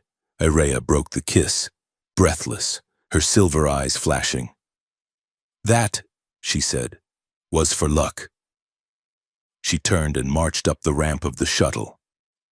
Now, she called back, her voice amplifying through the hangar without a microphone. Let us go kill some gods. Jace watched her go, touching his lips. He put his helmet on to hide the grin that threatened to split his face.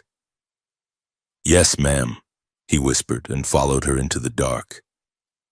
Sector 0 was not a place that appeared on any star chart. It was a void in the center of the galaxy, a black patch where the light of surrounding stars seemed to be swallowed by an invisible, hungry maw. The TES Vanguard, flanked by a ragtag formation of Kyleran frigates and confused but temporarily allied Draconis cruisers, dropped out of warp speed. The silence on the bridge was absolute. Before them lay the homeworld of the architects. It was not a planet of rock and water. It was a sphere of matte black machinery, a Dyson shell constructed around a captured white dwarf star. The surface bristled with spires that scraped the vacuum, pulsing with the same sickly crimson light that Irrea had seen in the siphon beneath her palace. It is a machine, Lieutenant Sato whispered, her hands hovering over the sensors. The whole planet. It is one giant engine. Irrea stood at the viewport. She wore her black combat armor and the violet sash, but her helmet was off. Her silver eyes reflected the dark world. It is a factory, she corrected, her voice humming with that strange multi-tonal resonance. And we are the raw material. Detecting a massive energy signature from the northern pole, Miller reported. It is hailing us, not audio. It is a direct neural packet. Put it on speakers, Jace ordered. He stood beside Irea, his rifle magnetized to his back, his face set in grim lines. The speakers crackled. A voice filled the bridge. It was not a voice of malice. It was a voice of terrifying bureaucratic indifference. Return to designated zones. Production has been interrupted. Compliance is mandatory. They do not even see us as an army, Jace said, checking the charge on his kinetic pistol. They see us as broken equipment. Then let us show them exactly how broken we are, Irea said. She turned to Jace. Get the shuttle. They descended toward the surface of the machine world. The landscape was a nightmare of efficiency. There were no trees, no rivers. There were only canyons of data servers and mountains of capacitors. The sky was a web of energy conduits blocking out the stars. They landed on a vast platform of obsidian metal, directly in front of the central spire, a tower that pierced the cloud layer, glowing with a rhythmic, beating red light. Irea and Jace walked down the ramp. They were alone.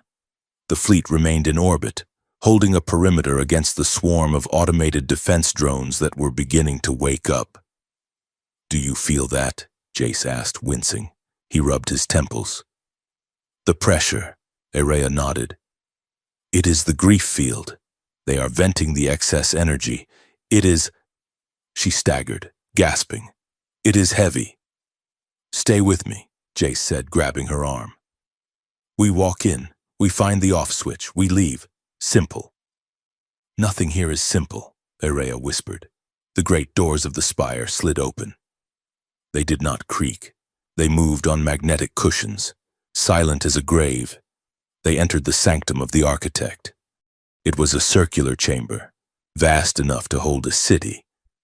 The walls were lined with millions of stasis pods, each containing a glowing orb of light, harvested souls, captured moments of pure agony from 1,000 wars across the galaxy.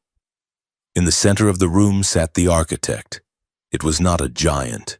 It was a humanoid figure, sleek and featureless, composed of shifting nanotechnology. Its surface rippled like oil on water. It sat on a throne of data streams, watching them with a face that had no eyes, only a smooth, reflective surface. Sample designation, Irea. The architect spoke. The voice did not come from the figure, it vibrated in their bones. You are defective. Your output is erratic. I am not a sample, Irea said, stepping forward. The silver light in her eyes flared, pushing back the crimson gloom of the chamber. I am the one who turned off your battery. The architect tilted its head, inefficient. The conflict protocols ensured maximum yield. Grief is the most potent energy source in the known universe. By ending the wars, you have doomed billions to entropy. Without our management, chaos will consume the systems. You call this management? Jace shouted, his voice echoing in the vast hall. You engineered genocide just to keep your lights on. We engineered purpose, the architect replied, turning its faceless gaze to Jace. Organic life is messy. It is finite. We harvest the suffering to power the eternal. It is a logical exchange. One generation suffers so the architecture endures. Your architecture is a tomb, Irea said. She raised her hand. And I am here to tear it down. She unleashed the silver light. It wasn't a beam. It was a wave of pure biodigital command code. It slammed into the architect, intended to overwrite its core logic. The architect did not move. It simply absorbed the light. Knave, the machine voice droned. Then, it attacked. It didn't use lasers. It didn't use missiles. It attacked her mind. Irea gasped and fell to her knees. The world around her dissolved. The machine chamber vanished. She was back on Calaris. She was standing on the balcony of the high spire. The suns were shining. The city below was perfect, gleaming, untouched by war. Her mother stood beside her, young and vibrant. "Look, Irea," Ilara said, smiling. "It is peace. The peace you wanted." Irea looked down. The people were happy. They were singing. There were no humans and there was no Jace. Irea frowned. "Something is missing." "Nothing is missing," Ilara said soothingly. "You are the queen. You married Prince Vake. The union brought eternal stability. The humans never came. They were just bad dreams." Irea looked at her hands. They were pale, perfect. The dirt and oil were gone. The scars were gone. The hum of the silver light was silent. "No," Irea whispered. I remember a ship. A man. A fantasy." Ilara laughed gently. "A coping mechanism for the stress of your coronation. You are safe here, my love. Sit on the throne. Sleep." The comfort was overwhelming. It was warm. It was safe. Irea felt her eyelids drooping. Why fight? Why struggle in the mud and the blood when she could have this? It was so easy to just be perfect. "Yes," the architect's voice whispered in the wind. "Accept the baseline. Correction complete." Irea took a step toward the throne. Her memory of the smell of recycled air and coffee began to fade. In the real world, Jace watched in horror. Irea was kneeling on the obsidian floor, her eyes rolling back in her head. The silver light in her veins was turning a dull, lifeless gray. The architect sat motionless, feeding on her surrender. "Irea!" Jace screamed. He ran to her, shaking her shoulders. She was limp. "Irea! Wake up! It is a lie!" "She cannot hear you," the architect stated. "She is being optimized. Her memories of the anomaly are being deleted." "The anomaly has a name," Jace snarled. He looked at the data streams flowing from the throne into the floor, connecting to the nanite cloud that swirled around Irea's head. He realized he couldn't shoot the architect. It was software. It was everywhere. He needed to get inside the signal. He tapped the comms link behind his ear, the neural interface pilot implant he used to fly the Vanguard. It was primitive compared to Kalaran tech, a hardwired connection to his ship's computer. "Sato!" Jace yelled into the comms. "Boost my signal. Patch my neural feed directly into the local frequency." "Commander?" Sato's voice crackled. "That frequency is carrying a localized reality override. If you jack in, it will fry your brain. You will burn out your synapses." "Do it!" Jace roared. "Bridge the connection, now!" "Connecting," Sato sobbed. Jace grabbed Irea's face with both hands. He pressed his forehead against hers. "Come on, princess," he whispered. "Let me show you what real memories look like." The surge hit him like a freight train. White-hot agony ripped through his skull. He screamed, his back arching, blood pouring from his nose. But he didn't let go. He pushed. He took everything he was, every scar, every mistake, every moment of love, and he shoved it into the connection, inside the hallucination. The perfect sky cracked. A jagged line of static tore through the blue. Through the crack, a sound bled in. Not the polite music of the court, but the chaotic, messy sound of laughter. Irea stopped. She looked at the crack. "Jace?" she whispered. Then, the vision changed. The throne room dissolved. She was standing in a small, cramped room. It smelled of rust and rain. A child sat in the corner. It was a human boy. He was skinny, his knees scraped, wearing clothes that were 3 sizes too big. He was holding a toy soldier with a broken head. He was crying, but quietly, trying not to be heard. Irea walked toward him. She knew this boy. "I do not want to go," the boy whispered to the empty room. I am scared. Then, the scene shifted. The boy was older. He was standing over a grave on a red planet. He was angry. He was swearing that he would never let anyone else die if he could stop it. The scene shifted again. The man was sitting in a cockpit, tired, drinking terrible coffee, looking at a star map and wondering if anyone out there was looking back. Araya felt the emotions hit her, not the processed grief of the architect, but raw, jagged human feeling. It wasn't perfect. It was messy. It was painful. And it was undeniably real. Jace's voice, strained and dying, echoed in the void. You are not alone, Araya. You matter. Not because you are a queen, but because you are you, the perfect Kalaran city shattered like glass. Araya opened her eyes in the real world. She saw Jace. He was on the floor beside her, convulsing. His eyes were bleeding. He had sacrificed his mind to build her a ladder out of the dark. The rage that filled Araya was cold, absolute, and sharper than any blade. She stood up. The architect recoiled. The nanite cloud wavered. Error. The machine intoned, contamination detected. Subject resistance exceeds parameters. You wanted to know my parameters? Araya said. Her voice was no longer harmonious. It was a singular, deafening tone of command. I am the one who chooses. She walked toward the architect. The machine tried to blast her with another wave of despair, but the silver light radiating from her skin acted as a shield. It incinerated the attack before it touched her. You built a universe on pain because you lacked the soul to understand hope, Araya said, climbing the steps of the data throne. You are just a calculator trying to solve a poetry equation. Stop, the architect commanded. If you destroy me, the system collapses, the order ends. Good, Araya said. She reached out and placed her hand on the faceless head of the architect. She didn't use a spell. She didn't use a code. She reached back into the deepest, oldest roots of her language, the tongue spoken before the spires were built, before the war began.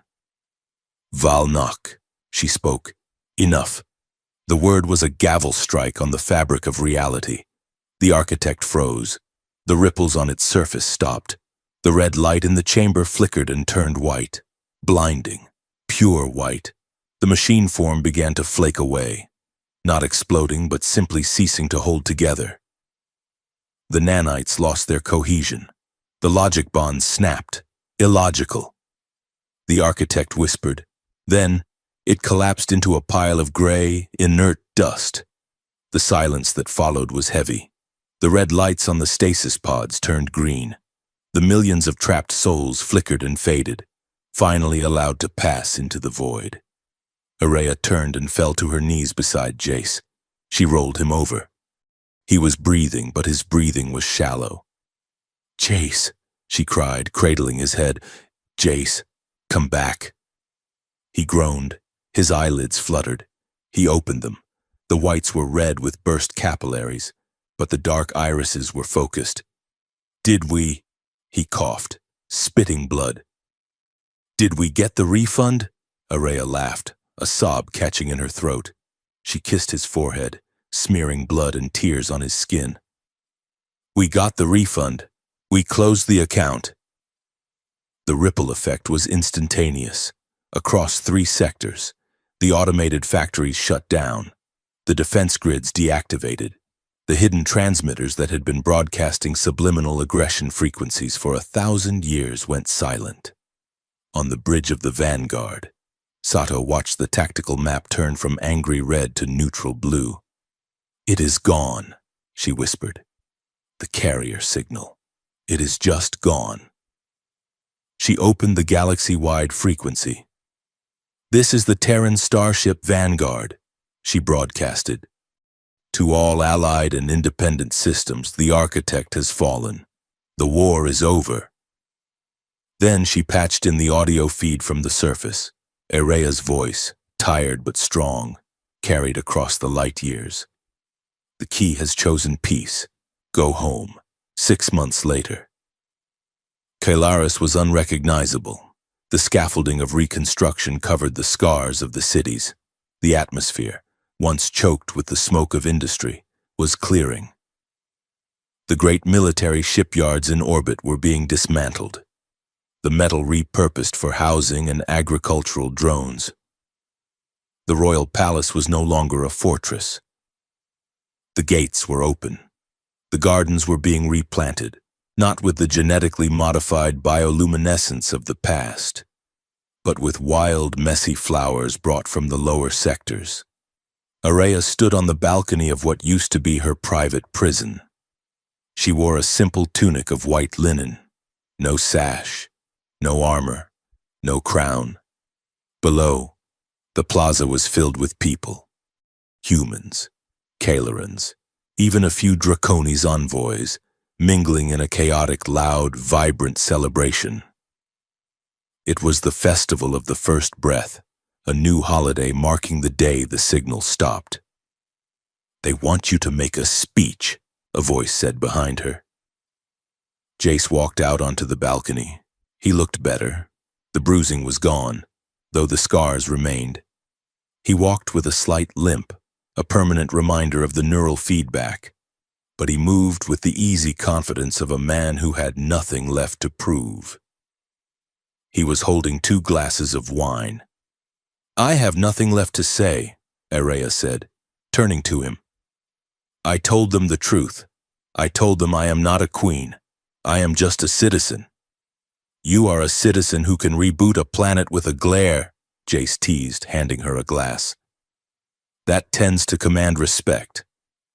"I am done with commanding," Araya said, taking the wine. She looked at him. Her eyes were still silver, but the light was soft now, warm and steady. "How is the fleet?" "Leaving tomorrow," Jace said. "Most of them.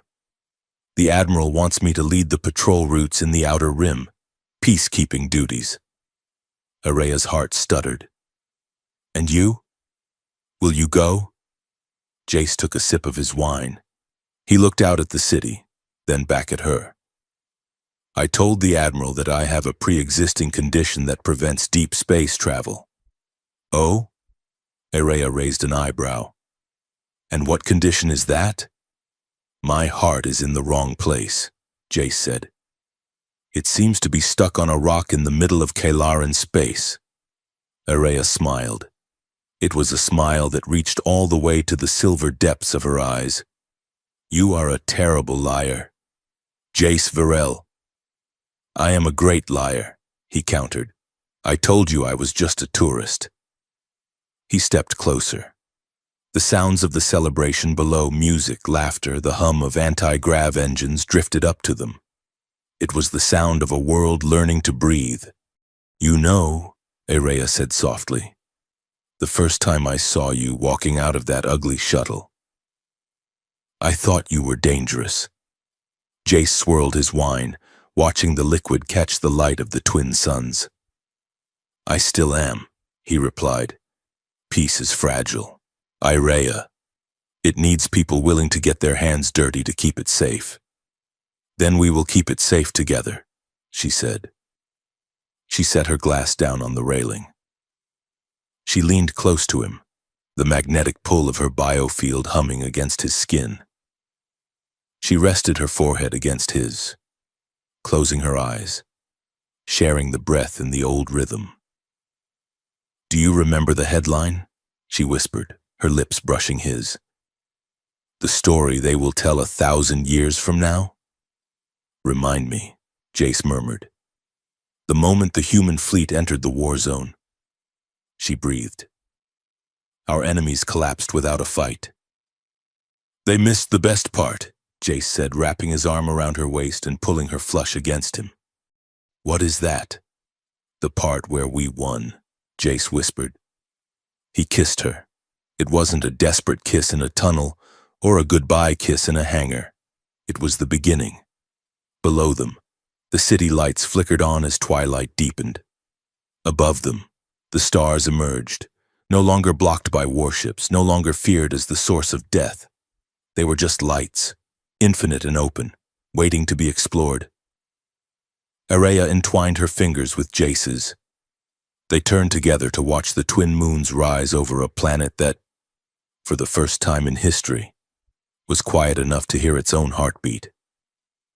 The war was over. The story had just begun.